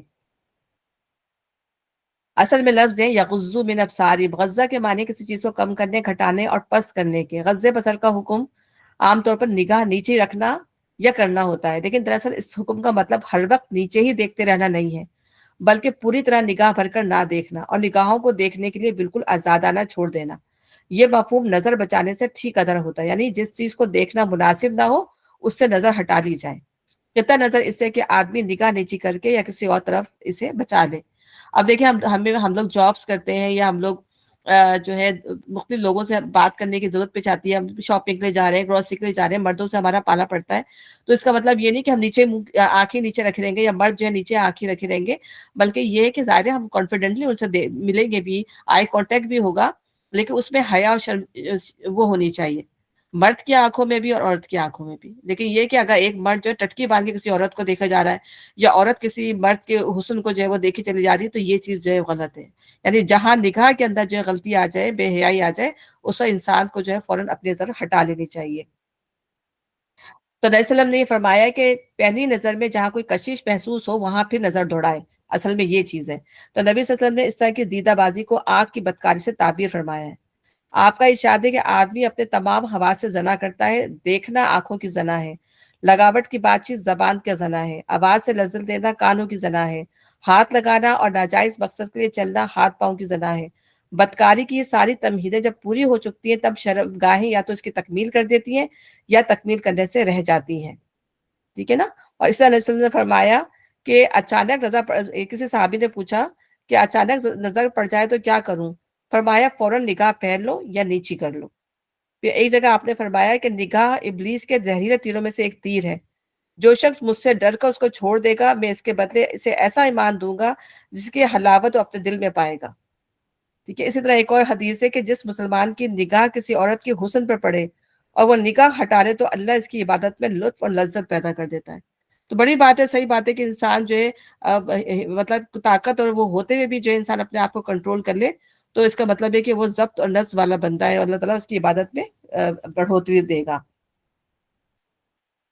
اور اپنی شرمگاہوں کی جو ہے وہ حفاظت کریں، ٹھیک ہے نا۔ اس زمانے میں یہی تھا کہ وہ جو ہے ہم نے بتایا کہ برہنہ طواف کرتے تھے اور ان کا جو ہے تہمت وغیرہ اتر بھی جائے تو ان کو کوئی جو ہے وہ مشکل پیش نہیں آتی تھی، اور سب کے سامنے بیٹھ کے رفع حاجت کے لیے جو ہے بیٹھ جاتے تھے، ان کو کوئی شرمندگی محسوس نہیں ہوتی تھی۔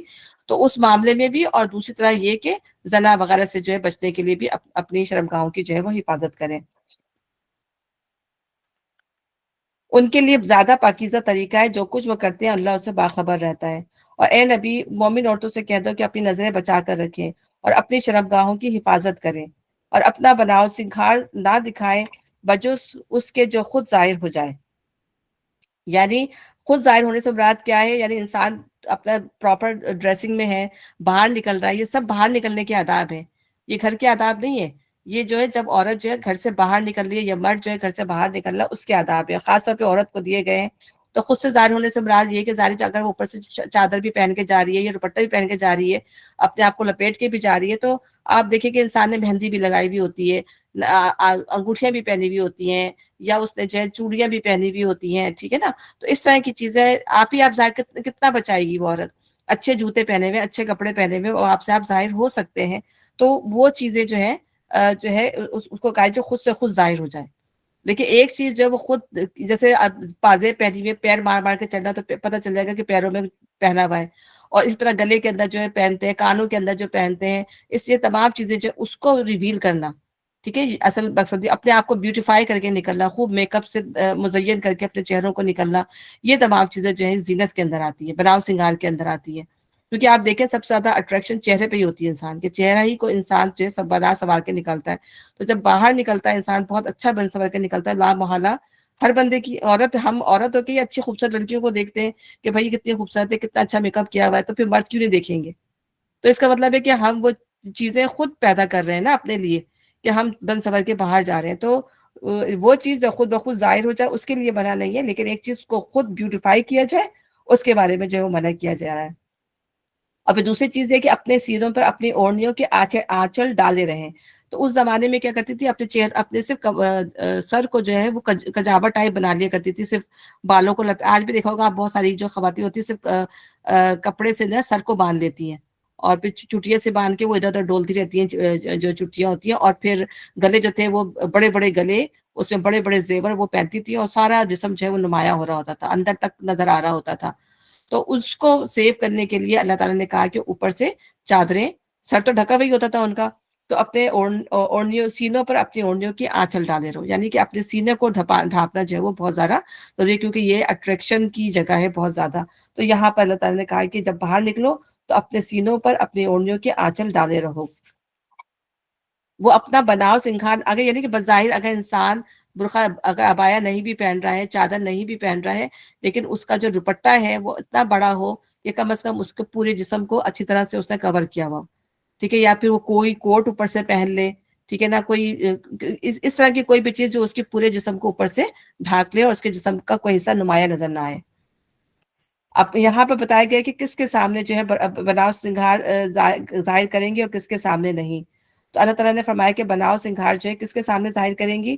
شوہر، باپ، شوہروں کے باپ، اپنے بیٹے، شوہروں کے بیٹے، بھائی، بھائیوں کے بیٹے، بہنوں کے بیٹے، اپنے میل جول کی عورتیں، اپنے مملوک، یعنی وہ جو غلام ہے وہ زیر دست مرد جو کسی اور قسم کی غرض نہ رکھتے، یعنی بوڑھے ہو گئے ہوں کب یا ان کی کوئی غرض نہ ہو، اور وہ بچے جو عورت کی پوشیدہ باتوں سے ابھی واقف نہ ہوئے ہوں، وہ اپنے پاؤں زمین پہ مارتی ہوئی نہ چلا کریں کہ اپنی جو زینت انہوں نے چھپا رکھی ہے اس کا لوگوں کو اس کا علم ہو جائے۔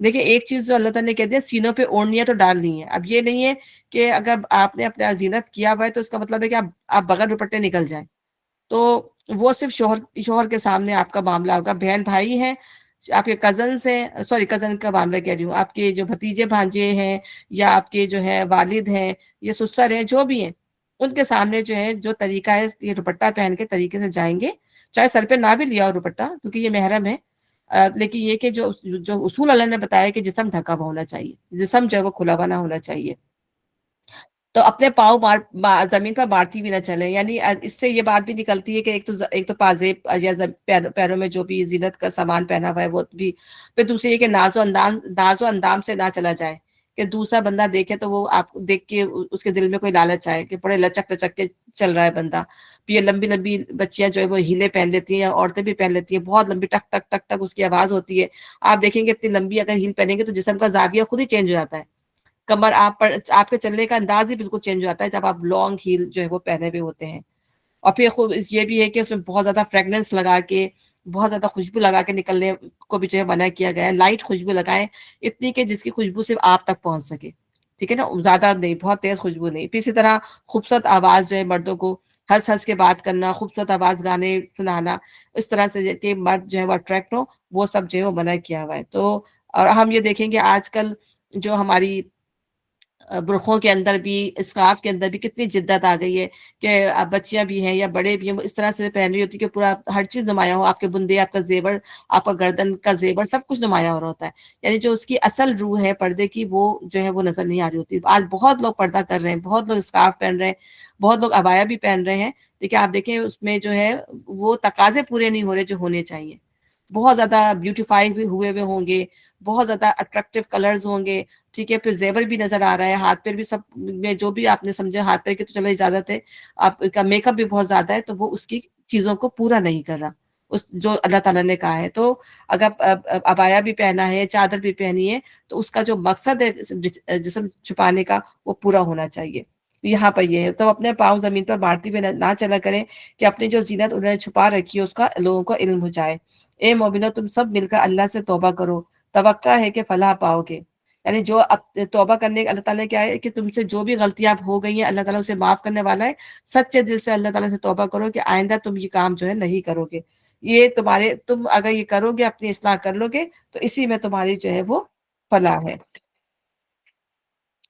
پھر تم میں سے جو لوگ مجرد ہوں، مجرد وہ ہیں جو جنہوں نے نکاح نہ کیا ہوا ہو، کوارے ہوں فرض کریں، یا کوارے ہوں یا جن کی بیویاں مر گئی ہوں اس طریقے سے، یا طلاق ہو گئی ہو، خالی ہو جن کا نکاح نہ ہوا ہو، اور تمہارے لونڈی غلاموں میں سے جو صالح ہوں ان کے نکاح کر دو، یعنی معاشرے کے اندر جو ہے وہ انکریج کیا گیا ہے کہ انسان جو ہے وہ شادی کر کے رہے بغیر شادی شدہ، کیونکہ جو بغیر شادی شدہ ہوتے ہیں اس سے زیادہ چانسز ہوتے ہیں معاشرے کے اندر جو بگاڑ پیدا ہونے کے، بے حیائی کے، زنا کے، تو جو ہے اللہ تعالیٰ نے انکریج کیا ہے کہ اگر انسان کے پاس اتنا ہے کہ وہ فیملی کا بوجھ اٹھا سکتا ہے تو ان کی ضرور شادی کر دو، یا پھر ان کی جو وہ آقا جن کی جو لونڈی وغیرہ ہوں، اگر وہ مرد جو ہے ان کے پاس اتنی کیپیبلٹی نہیں ہے کہ وہ کسی آزاد عورت سے شادی کر سکیں، تو وہ ان کو آفر کر سکتے ہیں کہ تم ہماری غلام لونڈی سے شادی کر لو، تاکہ معاشرے میں جو ہے وہ نہ بے حیائی نہ پھیلے، مطلب وہ ایسا نہ رہے گا کسی اور اپنی خواہشات کو اوور کم آ جائے اور کسی کو نقصان پہنچا بیٹھے۔ اگر وہ غریب ہو تو اللہ اپنے فضل سے ان کو غنی کر دے گا، یعنی یہ نہیں کہ زبردستی کر دے، اگر وہ دونوں راضی ہوں، اگر وہ آدمی بھی راضی ہے جب وہ مرد بھی جو آقا ہے وہ بھی راضی ہے تو، لیکن یہ نہیں کہ زبردستی آپ ان کے پیچھے پڑ جائیں ان کی شادی کر دو، ایسے نہیں، ان کی مرضی کے بغیر نہیں۔ اللہ بڑی وسعت والا اور علیم ہے، اور جو نکاح کا موقع نہ پائے انہیں چاہیے کہ عفت ماں بھی اختیار کریں یہاں تک کہ اللہ اپنے فضل سے ان کو غنی کر دے، یعنی ان کا پاس پیسہ نہیں ہے، کوئی ارننگ کے کوئی ذرائع نہیں ہے، تو کہے گا کہ میں اپنی فیملی کو کیسے کمپنسیٹ کروں گا، تو ان کے لیے یہ ہے کہ پھر وہ جب تک ان کے پاس جو ہے اسباب میسر نہیں ہوتے وہ اس وقت تک انتظار کریں۔ تو حضرت عبداللہ بن مسعود کی روایت ہے کہ نبی صلی اللہ علیہ وسلم نے فرمایا، نوجوانوں تم میں سے جو شخص شادی کر سکتا ہو اسے کر لینی چاہیے، کیونکہ یہ نگاہ کو بدنظری سے بچانے اور آدمی کی عفت قائم رکھنے کا بڑا ذریعہ ہے، اور جو استطاعت نہ رکھتا ہو وہ روزے رکھے، کیونکہ روزے آدمی کی طبیعت کا جوش ٹھنڈا کر دیتے ہیں۔ حضرت ابو ہریرہ روایت فرماتے ہیں کہ رسول اللہ نے فرمایا کہ ایک وہ شخص جو پاک دامن رہنے کے لیے نکاح کرے، دوسرے وہ مکاتب جو مال کتابت ادا کرنے کی نیت رکھے، تیسرے وہ شخص جو اللہ کی راہ میں نکلے، اللہ تعالیٰ جو ہے ان کی مدد کرے گا، اللہ کی مدد ان پر واجب ہے۔ تو نیت صحیح ہونی چاہیے بیسیکلی۔ اور آپ یہ دیکھیں کہ یہاں ہم کینیڈا میں رہ رہے ہیں یا امریکہ میں رہ رہے ہیں، یہاں کے ماحول اتنے خراب ہیں کہ بچے بھی پریشان ہو جاتے ہیں، وہ کہتے ہیں کہ یہاں کا ماحول بہت خراب ہے، جو ظاہر ہے جو اپنی یونیورسٹیز میں جا رہے ہیں اور وہ دیکھ رہے ہوتے ہیں، ظاہر ہم تو نہیں دیکھ رہے یونیورسٹی کا ماحول کیا ہے، اور واقعی بہت خراب ہوگا جب نارملی ہمیں یہ نظر آ رہا ہے، تو یونیورسٹیز میں کیا حال ہوتا ہے آپ کو پتہ ہے، ڈرگس بھی چل رہی ہوتی ہیں اور کھلم کھلا جو ہے وہ چیزیں چل رہی ہوتی ہیں، تو وہ بچے بڑے یہاں پر وہ ہوتے ہیں۔ تو ظاہر سی بات ہے کہ اس ماحول میں بڑی ضرورت ہے کہ بچوں کو جلد سے جلد جو ہے ان کی شادی جو ہے جیسی وہ کسی قابل ہو ان کی شادی جو ہے وہ کر دینی چاہیے، ان کو ایسا نہیں چھوڑنا چاہیے۔ اور تمہارے مملوکوں میں سے جو مکاتبت کی درخواست کریں ان سے مکاتبت کر لو۔ تو مکاتبت کیا ہوتی ہے کہ لکھا پڑھی، مطلب اس معنی میں بولا جاتا ہے کہ کوئی غلام یا لونڈی اپنی آزادی کے لیے اپنے آقا کو ایک معاوضہ ادا کرنے کی پیشکش کرے، اور جب آقا اسے قبول کر لے تو دونوں کے درمیان شرائط کی لکھا پڑھی ہو جائے۔ اسلام میں غلاموں کی آزادی کے لیے جو صورتیں رکھی گئی ہیں ان میں سے یہ ایک ہے۔ اور یہ دیکھیں اللہ تعالیٰ نے غلامی کا خاتمہ کس طریقے سے کیا ہے نا، کہ کتنی زیادہ غلامی تھی۔ آپ دیکھیں اب غلامی ہمیں نظر نہیں آتی، ہو سکتا ہے کوئی بادشاہوں کے اندر یہ چیز ہو یہ ہو، لیکن اب ہمیں نارملی غلامی نظر نہیں آتی، جیسے کہ نبی صلی اللہ علیہ وسلم کے زمانے میں تھی یا اس سے پہلے تھی۔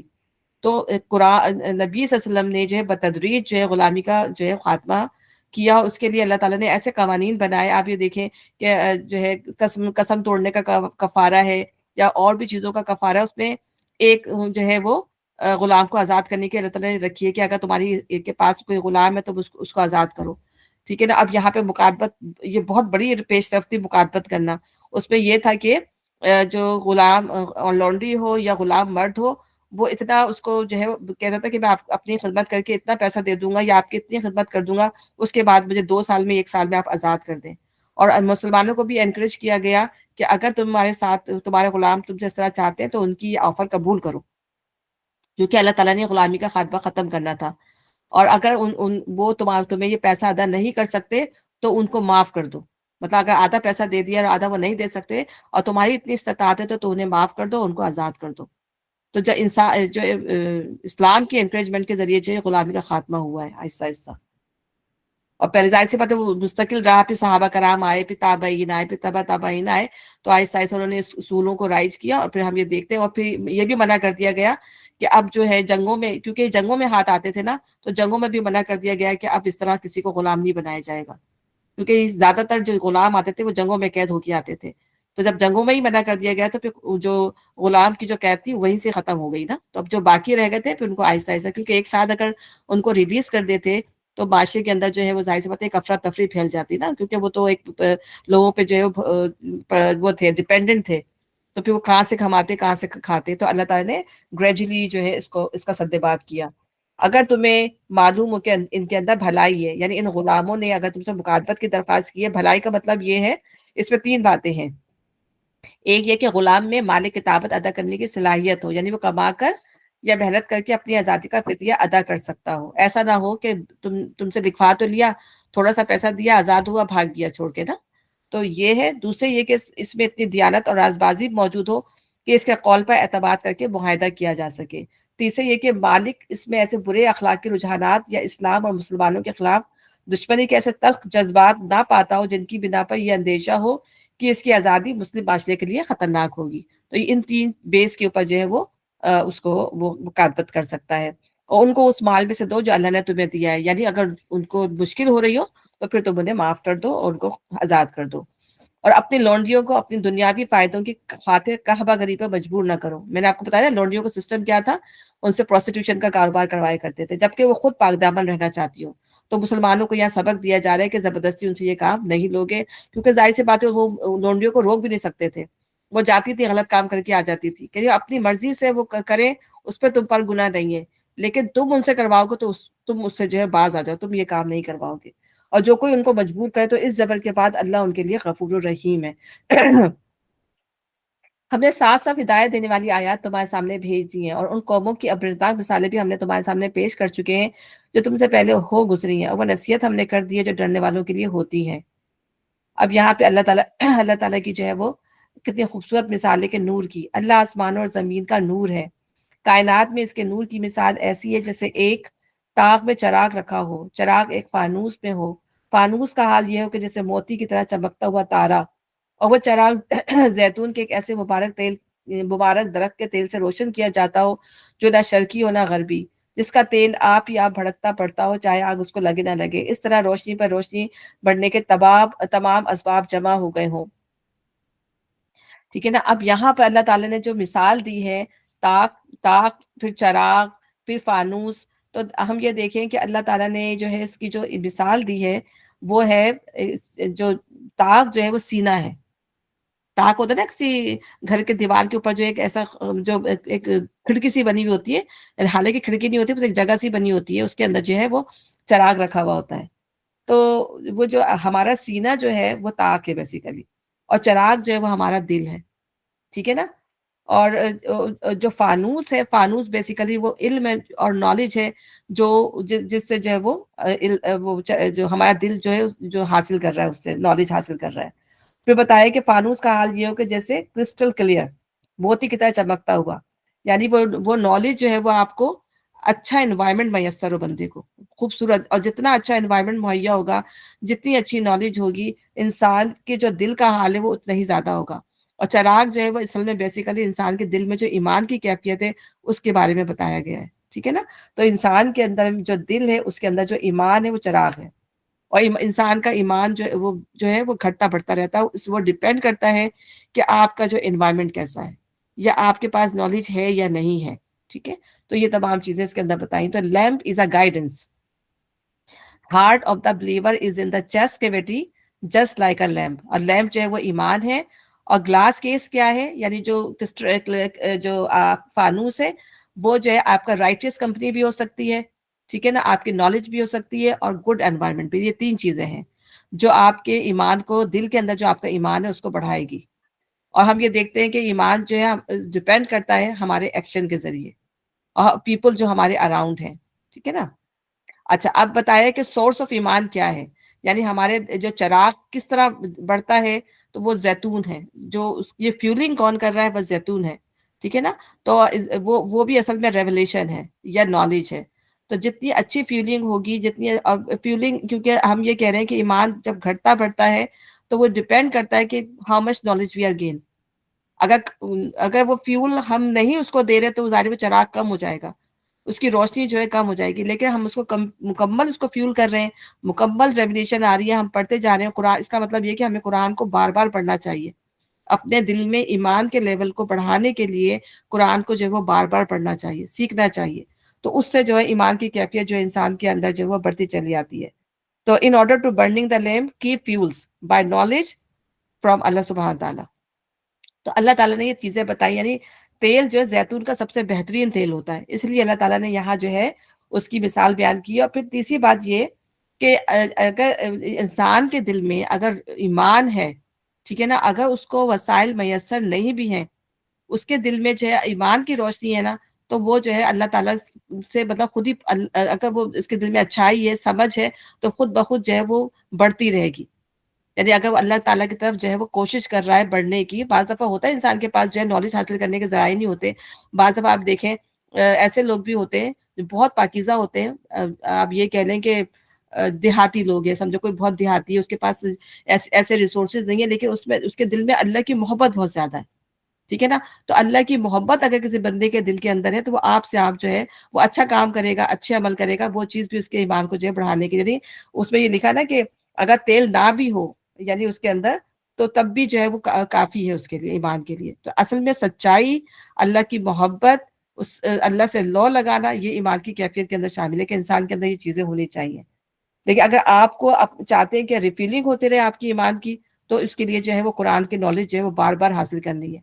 अपने अमाल को जो नेक करना है, अपने जो हमें जो है अपना एनवायरनमेंट जो है वो नेक रखना है, हमारी जो जो कंपनी जो होती है वो राइटियस होनी चाहिए। उससे हमारा दिल जो है, हमारा जो ईमान है जो है, उसका लेवल जो है वो बढ़ता रहेगा। और फिर ये कहा जाता है कि देखें, बाद लोग कहते हैं कि बस हमने बहुत पढ़ लिया कुरान। अब फर्ज करें हमने इस दफा हम कुरान पढ़ रहे हैं, हमने कहा ओ अब भाई हमने तो इस दफा दौरे कुरान किया, हमने बहुत समझ में आ गया, बहुत पढ़ लिया, अब हमें कुछ पढ़ने की जरूरत नहीं है, ठीक है ना। तो एक मोमिन बंदा जो होता है वो कभी भी जो है वो ये नहीं कहता कि बस अब मैं डन, आई एम डन। मोमिन बंदा कभी नहीं कहेगा, वो कभी भी शेयर नहीं होगा उससे, वो कहेगा अभी मुझे बहुत कुछ सीखना है इससे। तो ये है ईमान की कैफियत जो इंसान को उकसाती रहती है कि उसको पढ़ने का, उसको लिखने का, उसको आगे तक पहुंचाने का जो है वो शौक होता है। तो नॉलेज की जो लाइट जो है ना नॉलेज की, वो सिंफुल पर्सन को नहीं दी जाती। जो गुनाहगार पर्सन है, जिसके दिल में तलब नहीं है, अल्लाह ताला ऐसे बंदे को जो है ये नूर नहीं देता। कुरान में है ना कि अल्लाह ताला ऐसे बंदे को नूर नहीं देता जो नूर खुद ही ढूंढना चाहे, ना ढूंढना चाहे। तो अभी हम अपने दिल की तलब देखें कि हमारे दिल में ईमान की कितनी तलब है, हम इस ईमान को जो है कितना लर्न करना चाहते हैं, ईमान को कितना जानना चाहते हैं। खुद ब खुद हमारी जब तलब होगी तो हम उसके लिए जो है हर जगह जाएंगे, उसको पढ़ेंगे, उसको सीखेंगे, उसको हासिल करेंगे। और जाहिर सी बात है, अभी मैं अब हम लोग तो, मैं अपने आप को खुद कहती हूँ हम लोग 100% नहीं है, इसलिए कि ज़ाहिर है जैसे हमें कुरान को सीखना चाहिए, उसकी अरबी की तह में जाना चाहिए, वो अपने अंदर ज़ाहिर है, मैं अपने अंदर अपनी वीकनेस फील करती हूँ कि मैं अरबी नहीं सीख पाई, कि अरबी को सीखना बहुत ज़रूरी है कुरान को जानने के लिए। ये तो वो बातें हैं जो हम चले दूसरों से लेक्चर लेके सुन लेते हैं या पढ़ लेते हैं, लेकिन ये कि कुरान की अरबी सीखने से जो इंसान को नॉलेज हासिल होती है, इंसान उसके अंदर उसके तह में जाके ढूंढता है, वो उसकी बात ही अलग होती है, ठीक है ना। तो अल्लाह ताला हमें तौफीक दे के ज़ाहिर है हम उसको भी सीखें, उसको भी पढ़ें। तो ये है, अल्लाह अपने नूर की तरफ जिसकी चाहता है रहनुमाई फरमाता है, ठीक है ना। तो ये वो लोग हैं जो उसको सीखना चाहते हैं, उसको पढ़ना चाहते हैं, उसके मुताबिक जिंदगी गुजारना चाहते हैं। अल्लाह ताला जानता है, तो अल्लाह ताला उनके दिल में डालता है। वो लोगों को मिसालों से बात समझाता है, वो हर चीज से खूब वाकिफ है। उसके नूर की तरफ हिदायत पाने वाले उन घरों में पाए जाते हैं जिन्हें बुलंद करने का और जिनमें अपने नाम की याद का अल्लाह ताला ने इज़्न दिया है। यानी ये मस्जिदें भी हो सकती हैं, ये घर भी हो सकते हैं, या वो कोई भी जगह हो सकती है जहाँ पे लोग जो है अल्लाह का दीन सीखते हैं और सिखाते हैं, ठीक है ना, हर वो जगह। तो इनमें ऐसे लोग सुबह और शाम उसकी तस्बीह करते हैं, जिन्हें तिजारत और खरीदो फरोख्त अल्लाह की याद से और अकामत नमाज और अदाए ज़कात से गाफिल नहीं कर देती, ठीक है ना। तो उनका मामला ये है कि ये हर मामले में देखिए, कभी अपनी नमाजें नहीं छोड़ेंगे, कभी अपने अस्कार नहीं छोड़ेंगे, कुरान का जो उन्होंने एक रूटीन बताया है वो उसको नहीं छोड़ेंगे, चाहे वो बिजनेसेस भी कर रहे हों, दुनिया का कोई भी काम कर रहे हो, तो वो ये जो है उन्हें ये चीजें अल्लाह की याद से गाफिल नहीं करेंगी। और जो है सुबह शाम की यहाँ पे बात की गई ना, तो सुबह शाम की नमाज का भी मैंने आपको बताया था कि सलातुल वुस्ता, फजर की नमाज जो है और असर की नमाज को सलातुल वुस्ता कहा जाता है, क्योंकि दो बहुत इंपॉर्टेंट टाइम है कि सुबह की नमाज के बाद इंसान जॉब के लिए निकलता है, और फिर ज़ाहिर है असर के वक्त जो है इंसान को वापस आने की होती है, या कारोबार जो है वो जल्दी जल्दी निपटाना होता है। तो मोस्टली इंसान की नमाजें इस वक्त जो है वो इंटरप्ट हो रही होती है। तो सुबह शाम की नमाजों का जो है, और उसमें बताया भी गया था कि शायद उसने, अगर किसी ने बाकायदगी से अपनी दो कूल प्रेयर जो है वो अदा कर ली, हदीस में है, तो वो एंटर जन्ना, यानी जिसकी आदत है कि अपनी फजर और अपनी असर की नमाज की हिफाजत करता है, तो वो जो है एंटर जन्ना, जन्ना में एंटर हो जाएगा। तो वो उस दिन से डरे रहते हैं जिसमें दिल उलटने और दीदे फतरा जाने की नौबत आ जाएगी। और वो ये सब कुछ इसलिए करते हैं ताकि अल्लाह इनके बेहतरीन अमाल की जजा उनको दे, और मजीद अपने फजल से नवाजे। अल्लाह जिसे चाहता है बेहिसाब देता है, बेशक।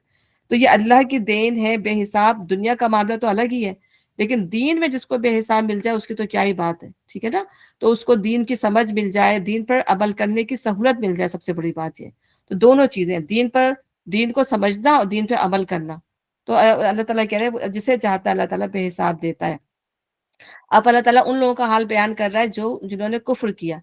इसके बरक्स जिन्होंने कुफ्र किया उनके आमाल की मिसाल ऐसी है जैसे दश्ते बेआब में सराब के प्यासा उसको पानी समझा हुआ था, मगर जब वहां पहुंचा तो कुछ ना पाया, बल्कि वहां उसने अल्लाह को मौजूद पाया जिसने इसका पूरा हिसाब चुका दिया, और अल्लाह को हिसाब देते जो है वो कुछ देर नहीं लगती। यानी अल्लाह ताला वो दुनिया में जो भी अच्छा समझ के कर रहा था, क्योंकि वो अल्लाह पे ईमान नहीं लाया था, उसको अल्लाह के नूर की कोई हाजत नहीं थी, और वो अपने अमाल पे ही उसने भरोसा किया हुआ था कि भाई मेरे अमाल ही सब कुछ है। तो जब वो अल्लाह ताला के पास जाएगा तो यही इसके लिए धोखा होगा, और अल्लाह ताला उसको बता देगा कि वो जो कुछ दुनिया में कर रहा था वो सब कुछ गलत कर रहा था, और अल्लाह ताला उसका जो है वो हिसाब जो है वो बेबाक कर देगा, कि जो उसकी जगह थी वो उसको मिल जाएगी। या फिर इसकी मिसाल ऐसी है जैसे एक गहरे समंदर में अंधेरा, ऊपर एक मौज छाई हुई है, उस पर एक और मौज, और उसके ऊपर बादल, तारीकी पर तारीकी मुसल्लत है, आदमी अपना हाथ निकाले तो इसी भी ना देखने पाए। इस मिसाल में तमाम कुफार और मुनाफिकीन की हालत बयान की गई है, जिसमें नुमाइशी नेकियां करने वाले भी शामिल हैं। इन सब के मुतालिक बताया जा रहा है कि वो अपनी पूरी जिंदगी कतई और कामिल जहालत की हालत में बसर कर रहे हैं, ख्वाह वो दुनिया की इस्तिलाहों में जो है वो उलूम फ़नून के उस्ताद ही क्यों ना हो। उनकी मिसाल उस शख्स की सी है जो किसी ऐसी जगह फंसा हुआ हो जहाँ मुकम्मल तारीकी हो, रोशनी की एक किरण तक ना पहुंच सकती हो। वो समझते हैं कि एटम बम और हाइड्रोजन बम और आवाज से तेज रफ्तार तैयारे और चांद तक पहुंचने वाली हवाइयां बनाने का नाम इल्म है। उनके नजदीक माशियात और मालियात और कानून और फलसफे में महारत का नाम इल्म है, मगर हकीकी इल्म एक और चीज है। अल्लाह को जानना जो है वो एक और चीज है।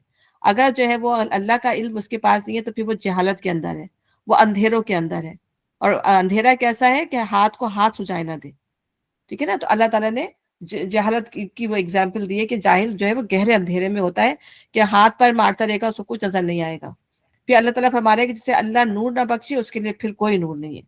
तो यहाँ पे असल बात खोल दी गई, क्या कि जब कायनात में कोई नूर दर हकीकत अल्लाह के नूर के सिवा नहीं है, और सारा ज़हूर उसी नूर की बदौलत हो रहा है, तो जो शख्स अल्लाह से नूर ना पाएगा वो अगर कामिल तारीकी में मुब्तला ना होगा तो और क्या होगा। चाहे वो जितना कहता रहे कि सारा मैं तो इतना इन्वेंट कर लिया, मैंने तो ये कर लिया, लेकिन जब उसको अल्लाह का नूर नहीं मिला तो उसको कुछ भी ना मिला, ठीक है ना। तो अल्लाह का नूर ऐसे लोगों को नहीं मिला करता। क्या तुम देखते नहीं हो कि अल्लाह की तस्बीह कर रहे हैं वो सब जो आसमान और जमीन में हैं, और वो परिंदे जो पर फैलाए उड़ रहे हैं, हर एक अपनी नमाज और तस्बीह का तरीका जानता है, और ये सब जो कुछ करते हैं अल्लाह से बाखबर है। यानी आप देखें ये परिंदे अल्लाह ये भी अपनी नमाज पढ़ रहे हैं, देखें अल्लाह ताला उनको कह रहे हैं ना, उनका क्या तरीका है, किस तरह से पढ़ते हैं अल्लाह बेहतर जानता है, ठीक है ना। तो इसी तरह इंसान का अपना एक तरीका है। तो आसमान और जमीन की बादशाही अल्लाह के लिए और उसी की तरफ सबको पलटना है बेशक। क्या तुम देखते नहीं हो कि अल्लाह बादल को आहिस्ता आहिस्ता चलाता है, फिर इसके टुकड़ों को बाहम जोड़ता है, फिर इसे समेट कर कसीफ अबर बना देता है, फिर तुम देखते हो कि इसके खौल में से बारिश के कतरे टपके चले आते हैं। कितनी खूबसूरत मिसाल अल्लाह ताला ने दी है। और वो आसमान से उन पहाड़ों की बदौलत जिसमें बुलंद है ओले बरसाता है, फिर जिसे चाहता है उनका नुकसान पहुंचाता है, जिसे चाहता है इनसे बचा लेता है। उसकी बिजली की चमक निगाहों को खीरा किए देती है। रात और दिन का उलटफेर वही कर रहा है। इसमें एक सबक है आंखों वालों के लिए। और आपने देखा होगा कि जो ओले बरसते हैं कितना नुकसान देते हैं। बाज दफा एक दफा मैं भी हाईवे पे जाई थी तो ये ओले बरसते थे तो इतनी जोर से वो जो है वो शीशे पे लग रहे थे, हाईवे पे शीशा टूट जाए कि क्या हो सकता है। तो अल्लाह ताला से पनाह मांगनी चाहिए। ओले कभी जो है ना बड़े ऐसे होते हैं कि तबाही मचा सकते हैं आपके लिए। अल्लाह ने हर जानदार एक तरह के पानी से पैदा किया। कोई पेट के बल चल रहा है तो कोई पेट के बल चल रहा है तो कोई दो टांगों पर और कोई चार टांगों पर। जो कोई वो चाहता है पैदा करता है, वो हर चीज पर कादिर है। देखें एक ही पानी है ना जो सबको देखें पहले अल्लाह नबातात की मिसाल बताता है कि एक ही पानी है, सबको सैराब कर रहा है, लेकिन अल्लाह ताला किसी को फल में मीठा बना देते हैं, किसी को खारी बना देते हैं, किसी को कड़वा बना देते हैं। ये अल्लाह ताला के हाथ में है। उसी तरह अल्लाह ताला मखलूकात एक ही पानी से है, लेकिन हर तरह की मखलूकात अल्लाह ताला ने पैदा कर दी। तो अल्लाह ताला अपनी कुदरत की निशानियां हमें जगह जगह जो है दिखाए जा रहे हैं। हमने साफ साफ हकीकत बताने वाली आयात नाजिल कर दी हैं। आगे सिरात मुस्तकीम की तरफ हिदायत अल्लाह ही जिसे चाहता है देता है बेशक। यानी इतनी निशानियां देखते भी अगर इंसान जो है अल्लाह की तरफ ना पलटे तो ज़ाहिर वो आंखों का अंधे ही है ना, इसका मतलब है। तो वही लोग हिदायत पाते हैं जो इन चीजों की तरफ पलटते हैं। ये लोग कहते हैं कि हम ईमान लाए अल्लाह और रसूल पर, हमने इताअत कबूल की, मगर इसके बाद इनमें से एक गिरोह इताअत से मुंह मोड़ जाता है। ऐसे लोग हरगिज मोमिन नहीं है। جب ان کو بلایا جاتا ہے اللہ رسول کی طرف تاکہ رسول ان کے آپس کے مقدمے کا فیصلہ کرے، تو ان میں سے ایک فریق جو ہے کترا جاتا ہے. یہاں منافقین کی اللہ تعالیٰ بتا رہے ہیں. البتہ اگر حق ان کی موافقت میں ہو تو رسول کے پاس بڑے اتاش کیش بن کے آ جاتے ہیں. کیا ان کے دلوں کو منافقت کا روگ لگا ہوا ہے یا شک میں پڑے ہوئے ہیں، یا ان کو یہ خوف ہے کہ اللہ اور اس کا رسول میں ظلم کرے گا؟ اصل بات یہ کہ ظالم تو یہ لوگ خود ہیں. ایمان لانے والوں کا کام تو یہ ہے کہ جب وہ اللہ اور اس کے رسول کی طرف بلائے جائیں تاکہ رسول ان کے مقدمے کا فیصلہ کرے تو وہ کہیں کہ ہم نے سنا اور اطاعت کی. ایسے لوگ فلاح پانے والے ہیں، اور کامیاب وہی ہیں جو اللہ رسول کی فرمانبرداری کریں اور اللہ سے ڈریں اور اس کی نافرمانی سے بچیں. یہ منافق اللہ کے نام سے کڑی کڑی قسمیں کھا کر کہتے ہیں کہ آپ حکم دے تب گھروں سے نکل کھڑے ہوں. ان سے کہو قسمیں نہ کھاؤ، تمہاری اطاعت کا ہاتھ معلوم ہے، تمہارے کرتوتوں سے اللہ بے خبر نہیں. کہو اللہ کی مطیع بنو اور رسول کے تابع فرمان بند کر رہو.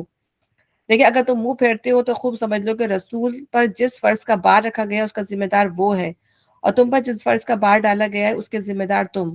اس کی اطاعت کرو گے تو خود ہی ہدایت پاؤ گے، ورنہ رسول کی ذمہ داری اس سے زیادہ کچھ نہیں کہ صاف صاف حکم پہنچا دے. اللہ نے وعدہ فرمایا کہ تم میں سے ان لوگوں کے ساتھ جو ایمان لائیں اور نیک عمل کریں کہ وہ ان کو اسی طرح زمین میں خلیفہ بنائے گا جس طرح ان سے پہلے گزرے لوگوں کو بنا چکا ہے. ان کے لیے ان کے اس دین کو مضبوط بنیادوں پہ قائم کرے گا جسے اللہ تعالیٰ نے ان کے حق میں پسند کر لیا، اور ان کی موجودہ حالت خوف کو امن سے بدل دے گا. بس وہ میری بندگی کریں اور میرے ساتھ کسی کو شریک نہ کریں، اور جو اس کے بعد کفر کرے تو ایسے ہی لوگ فاسق ہیں. نماز قائم کرو، زکوٰۃ دو اور رسول کی اطاعت کرو، امید ہے کہ تم پر رحم کیا جائے گا. جو لوگ کفر کر رہے ہیں ان کے متعلق اس غلط فہمی میں نہ رہو کہ وہ زمین میں اللہ کو عاجز کر دیں گے. ان کا ٹھکانہ دوزخ ہے، وہ بڑا ہی برا ٹھکانہ ہے. اے لوگوں جو ایمان لائے ہو، لازم ہے کہ تمہارے مملوک، اب پھر یہاں پہ اللہ تعالیٰ پھر ہمیں جو ہے ایک رولنگ بتا رہے ہیں. اے لوگوں جو ایمان لائے ہو، لازم ہے کہ تمہارے مملوک اور تمہارے وہ بچے جو ابھی عقل کی حد کو نہیں پہنچے 3 اوقات میں اجازت لے کے تمہارے پاس آیا کریں، صبح کی نماز سے پہلے اور دوپہر کو جب کہ تم کپڑے اتار کر رکھ دیتے ہو، اور عشاء کی نماز کے بعد. یہ 3 وقت تمہارے لیے پردے کے ہیں. یہ ان لوگوں کے لیے، غلاموں کے لیے اجازت تھی اور بچوں کے لیے. لیکن یہ کہ جو بڑے تھے، ایلڈر تھے، وہ جب بھی آئیں وہ نوک کر کے آئیں، جس وقت بھی پورے دن میں بھی آئیں تو نوک کر کے آئیں. ان کے بعد وہ بلا اجازت تم آئیں تو نہ تم پر کوئی گناہ ہے نہ ان پر. تمہیں ایک دوسرے کے پاس بار بار آنا ہی ہوتا ہے. یعنی پھر یہ 3 اوقات جو ہیں پردے کے ہیں، اور اس کے بعد اگر وہ آئیں گے اور تم کسی ایسی حالت میں ہو تو پھر اس میں تمہارا قصور ہے. ٹھیک ہے نا، اصل تو یہی وقت پردے کے ہیں. اس طرح اللہ تمہارے لیے اپنے ارشادات کی توضیح کرتا ہے، وہ علیم اور حکیم ہے. اور جب تمہارے بچے عقل کی حد کو پہنچ جائیں تو چاہیے کہ اسی طرح اجازت لے کر آیا کریں جس طرح ان کے بڑے اجازت لیتے رہے. یعنی انہیں 3 وقتوں کی اجازت کی ضرورت نہیں ہوگی، پھر وہ جب بھی آئیں وہ نوک کر کے آئیں. اس طرح اللہ اپنی آیات تمہارے سامنے کھولتا ہے، وہ علیم و حکیم ہے. اور جو عورتیں جوانی سے گزری بیٹھی ہوں، نکاح کی امیدوار نہ ہوں، وہ اگر اپنی چادریں اتار کر رکھ دیں تو ان پر کوئی گناہ نہیں. یعنی اگر وہ اپنے دوپٹے اتار دیں تو اللہ تعالیٰ نے ان کے لیے گنجائش رکھی ہے، ان کے لیے کوئی مسئلہ نہیں ہے. آج ہم دیکھتے ہیں کہ ہمارے جو بوڑھی خواتین ہیں سب سے زیادہ وہی اپنے آپ کو لپیٹ کے بیٹھی ہوتی ہیں. ٹھیک ہے نا، اپنے دوپٹہ بھی بیچاری ان کے سروں سے اترتا تک نہیں ہے. لیکن آج جن کو اللہ تعالیٰ نے جو ہے پردے کا حکم دیا ہے کہ پراپر طریقے سے اپنے کور کریں، وہ سب سے زیادہ جو ہے وہ آزاد پھر رہے ہوتے ہیں. تو الٹا زمانہ آ گیا. ابھی دیکھیں کہ اللہ تعالیٰ نے تو عورتوں کو اجازت دے دی ہے، لیکن اللہ تعالیٰ نے کیا کہا ہے کہ بشرطے کہ زینت کی نمائش کرنے والی نہ ہو. تو ابھی بھی آپ دیکھیں کہ بعض بڑی شوق خواتین ہوتی ہیں، بوڑھی بھی ہو جاتی ہیں اور اپنے اس فیز سے بھی گزر جاتی ہیں. جب ان کو حیض نہیں آتا تو اس میں بھی شوقین ہوتی ہیں. تو اگر وہ اس کنڈیشن میں ہے کہ جو شوقین ہے تو پھر تو وہ حیا ہی رکھیں. ٹھیک ہے نا، وہ زیادہ بہتر ہے. تو تاہم وہ بھی حیاداری برتیں تو ان کے حق میں اچھا. اللہ کو یہی پسند ہے کہ حیاداری برتی جائے، حالانکہ اللہ نے اجازت بھی دے دی ہے. اللہ سب کو سنتا اور جانتا ہے. کوئی حرج نہیں اگر کوئی اندھا یا لنگڑا یا مریض کسی کے گھر سے کھا لے، اور نہ تمہارے اوپر اس میں کوئی مذائقہ ہے کہ، یعنی ان کے لیے اللہ جو ہے بالکل عام حکم تھا کہ کہیں سے بھی جا کے کسی کے گھر سے بھی مانگ کے کھا سکتے تھے، کیونکہ یہ ان کے اندر عذر تھا، یہ کما نہیں سکتے تھے. تو یہ کہیں بھی کس گھر میں بھی جائیں گے یہ مانگ کے کھا سکتے ہیں.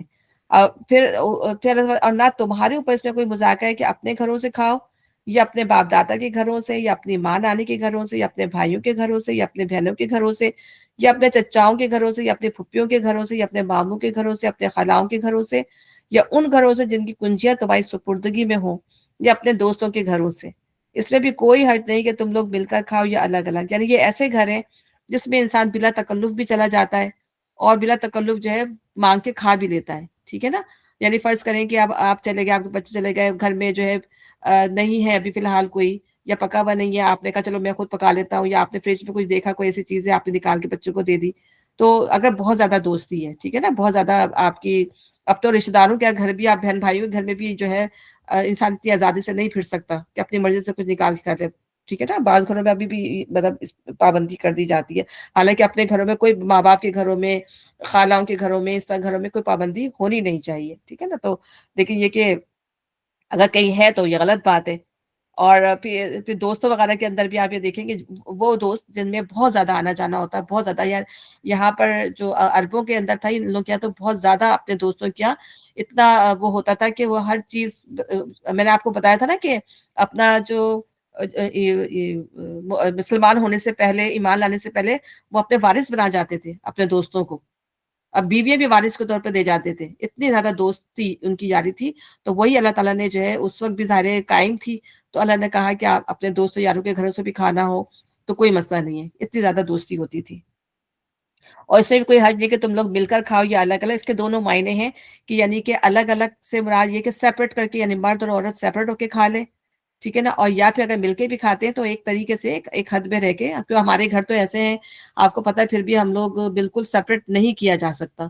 कहीं न कहीं जो है वो कंबाइन हो ही जाते हैं ना, तो उसमें भी एक तरीके से। या फिर ये कि अरब क्या ज़माना था, अरब क्या अभी भी यही चीज़ है कि बड़े-बड़े थालों में खाना रख देते हैं, तो उसमें जो है वो मिल के खा रहे होते हैं। एक ही थाली से सब उठा-उठा के खा रहे होते हैं, बड़े-बड़े थाले होते हैं। तो ये भी है, या फिर अलग-अलग प्लेटें लेके भी अपना इंसान जो है खा सकता है, तो उसमें कोई किसी तरह से भी खाओ, उसमें कोई हर्ज नहीं। अलबत्ता जब घरों में दाखिल हो तो अपने लोगों पर सलाम किया करो। दुआए खैर अल्लाह की तरफ से मुकर्रर फरमाई गई, जब भी आएँ सलाम कर कर आएँ और नॉक करके आएँ। बड़ी बाबरकत और पाकीज़ा। इस तरह अल्लाह ताला तुम्हारे सामने आयात बयान करता है, तवक्का है कि तुम समझ-बूझ से काम लोगे, ठीक है? अल्लाह ताला ने कितनी क्लियर कट हमारे लिए जो है निशानियाँ जो है रूलिंग्स दी हैं। मोमिन तो असल में वही हैं जो अल्लाह और उसके रसूल को दिल से माने, और जब किसी इज्तिमाई काम के मौके पर रसूल के साथ हों तो उससे इजाज़त लिए बगैर ना जाएँ। अब यहाँ नबी के साथ जो है मामलात करने का हुक्म दिया कि अब पहले तो सारे सब लोगों के साथ मामलात हमने कर लिए, लो जो भी हमारे घर वाले थे या रिश्तेदार थे या दोस्त थे। अब नबी के साथ क्या मामला करना है, यहाँ पे अल्लाह ताला फरमा रहे हैं कि जब नबी तुम्हें किसी काम के लिए बुलाएँ, कोई अर्जेंट मैटर हो, कुरान पढ़ने के लिए बुलाएँ, तो जब तक नबी का हुक्म ना हो तुम वहाँ से नहीं जाओ। तुम वहाँ से ना हिलो। तो उनकी इजाज़त लिए बगैर ना जाए। जो लोग तुमसे इजाज़त माँगते हैं वही अल्लाह उसके रसूल के मानने वाले हैं। क्योंकि मुनाफ़िकीन क्या करते थे? मुनाफ़िकीन जब दिल चाहा आके बैठ गए, जब दिल चाहा वहाँ से उठ के चले गए, और नबी सल्लल्लाहु अलैहि वसल्लम के उसका बातों का जो है एहतराम नहीं करते थे। तो अल्लाह यहाँ एटिकेट सिखा रहा है मुसलमानों के, अगर नबी तुम्हें कह रहे हैं कि बैठ जाओ, सुन लो मेरी बात, जो भी अहम मैटर्स हैं या कुरान सुना रहे हैं, तो वहाँ से जब तक वो इजाज़त न दें तुम ना जाओ। बस जब अपने किसी काम से इजाज़त माँगे, तो जिसे तुम चाहो इजाज़त दे दिया करो। ऐसे लोगों के हक में अल्लाह से दुआए मग़फ़िरत किया करो, अल्लाह यकीनन गफ़ूरुर रहीम है। तो यानी उनके हक में तुम्हारी दुआ कबूल होगी, उनके लिए मग़फ़िरत करो, क्योंकि वो तुम्हारा ख़याल करते हैं, तुम्हें इज़्ज़त देते हैं, तुम्हारी बात सुनते हैं, ठीक है ना? तो असल में लफ्ज़ दुआ इस्तेमाल हुआ जिसके माने बुलाने के भी हैं, और दुआ करने के भी हैं, और पुकारने के भी हैं। तो पहला माने क्या है कि रसूल के बुलाने को आम आदमियों में से किसी की बुलाने की तरह ना समझो। यानी रसूल का बुलावा गैर मामूली अहमियत रखता है। दूसरा कोई बुलाए और तुम लब्बैक ना करो तो तुम्हें आज़ादी है। लेकिन अगर रसूल बुलाए और तुम ना जाओ, या दिल में ज़रा बराबर तंगी महसूस करो, तो ईमान का खतरा है। दोम ये कि रसूल की दुआ को आम आदमियों की सी दुआ ना समझो। वो तुमसे खुश होकर दुआ दे तो तुम्हारे लिए इससे बड़ी कोई नेमत नहीं, और नाराज़ होकर बद्दुआ दे दें तो तुम्हारे लिए इससे बढ़कर कोई बदनसीबी नहीं। सोम ये कि रसूल को पुकारना आम आदमियों के एक-दूसरे को पुकारने की तरह नहीं होना चाहिए। यानी तुम आम आदमियों को जिस तरह उनके नाम लेकर बाआवाज़ बुलंद पुकारते हो, इस तरह रसूल सल्लम को ना पुकारा करो। इज़्ज़त के साथ और बहुत ही शाइस्ते तरीके से जो है नबी को पुकारा करो। ये 3 चीज़ें इसमें आती हैं। अल्लाह उन लोगों को खूब जानता है जो तुम में ऐसे हैं कि एक दूसरे की आड़ लेते हो, चुपके से छटक जाते हैं। ये मुनाफिकीन की बात की जा रही है। रसूल के हुक्म की खिलाफवर्जी करने वालों को डरना चाहिए कि वो किसी फितने में गिरफ्तार ना हो जाएं, या इन पर दर्दनाक अजाब ना आ जाए। खबरदार रहो, आसमान और जमीन में जो कुछ है अल्लाह का है। तुम जिस रविश पर भी हो, अल्लाह उसको जानता है। जिस रोज लोग उसकी तरफ पलटेंगे वो उन्हें बता देगा कि वो क्या कुछ करके आए हैं। वो हर चीज का इल्म रखता है, ठीक है ना। तो अल्लाह ताला ने तमाम चीज़ें, तमाम मामला जो है हमें यहाँ पर खोल कर बता दिए। ये ख़ास तौर पे हमारी जो है माशरत से रिलेटेड इसके अंदर जो है सारे कानून थे कि हमें अपनी माशरत के अंदर रहना है, स्पेशली ख़वातीन को اور مردوں کو کس طریقے سے جو ہے وہ زندگی گزارنا. بہت اچھے جو ہے سورہ اس پہ، اور بہت چیزیں تھیں لیکن زیادہ اتنا ٹائم نہیں ہے کہ ہم اس کو بہت مزید ڈیٹیل میں جاتے. اچھی خاصی ڈیٹیل اس کے اندر ہو گئی تھی. اور اس کے اندر جو خاص طور پہ جو اللہ تعالیٰ نے جو اپنے نور کی مثال بیان کی ہے وہ کتنی خوبصورت ہے کہ مومن کا دل جو ہے وہ ایک نور کے مانند ہے. تو اس نور کو بڑھانے کی جو ہے وہ سب سے بڑی یہی چیز ہے کہ انسان جو ہے وہ نالج حاصل کرے، قرآن کو بار بار پڑھے، اس کی طرف لپ کے اسی کو اپنا جو ہے اوڑھنا بچھونا بنا لے. سب سے بڑی بات یہی ہے. تو توقع یہی کہ انسان ہم جو ہے پھر اس سے ہدایت پائیں گے. اور ظاہر اگر ہم اس میں کوتاہی کرتے ہیں اس کو سیکھنے میں، اس کو لرن کرنے میں، تو اس کا مطلب ہے ہمارے اپنے اندر کی کوتاہی ہے، ہمارے اپنے اندر جو ہے وہ اخلاص کی کمی ہے. تو اللہ تعالیٰ ہمیں توفیق دے اور ہمیں لرن کرنے کی توفیق عطا فرمائے اور قرآن کو پڑھنے کی اور سمجھنے کی. آمین رب العالمین. ربنا تقبل منا انك انت السميع العليم وتب علينا انك انت التواب الرحيم. سبحانك اللهم وبحمدك اشهد ان لا اله الا انت استغفرك واتوب اليك. السلام علیکم ورحمۃ اللہ وبرکاتہ. وعلیکم السلام وعلیکم ورحمۃ اللہ السلام ورحمۃ اللہ وبرکاتہ. وبرکاتہ. جزاک وعلیکم اللہ السلام. خیر. جزاک اللہ. جزاک اللہ خیر میرے بھائی. السلام وعلیکم علیکم. وعلیکم السلام ورحمۃ اللہ السلام. وبرکاتہ.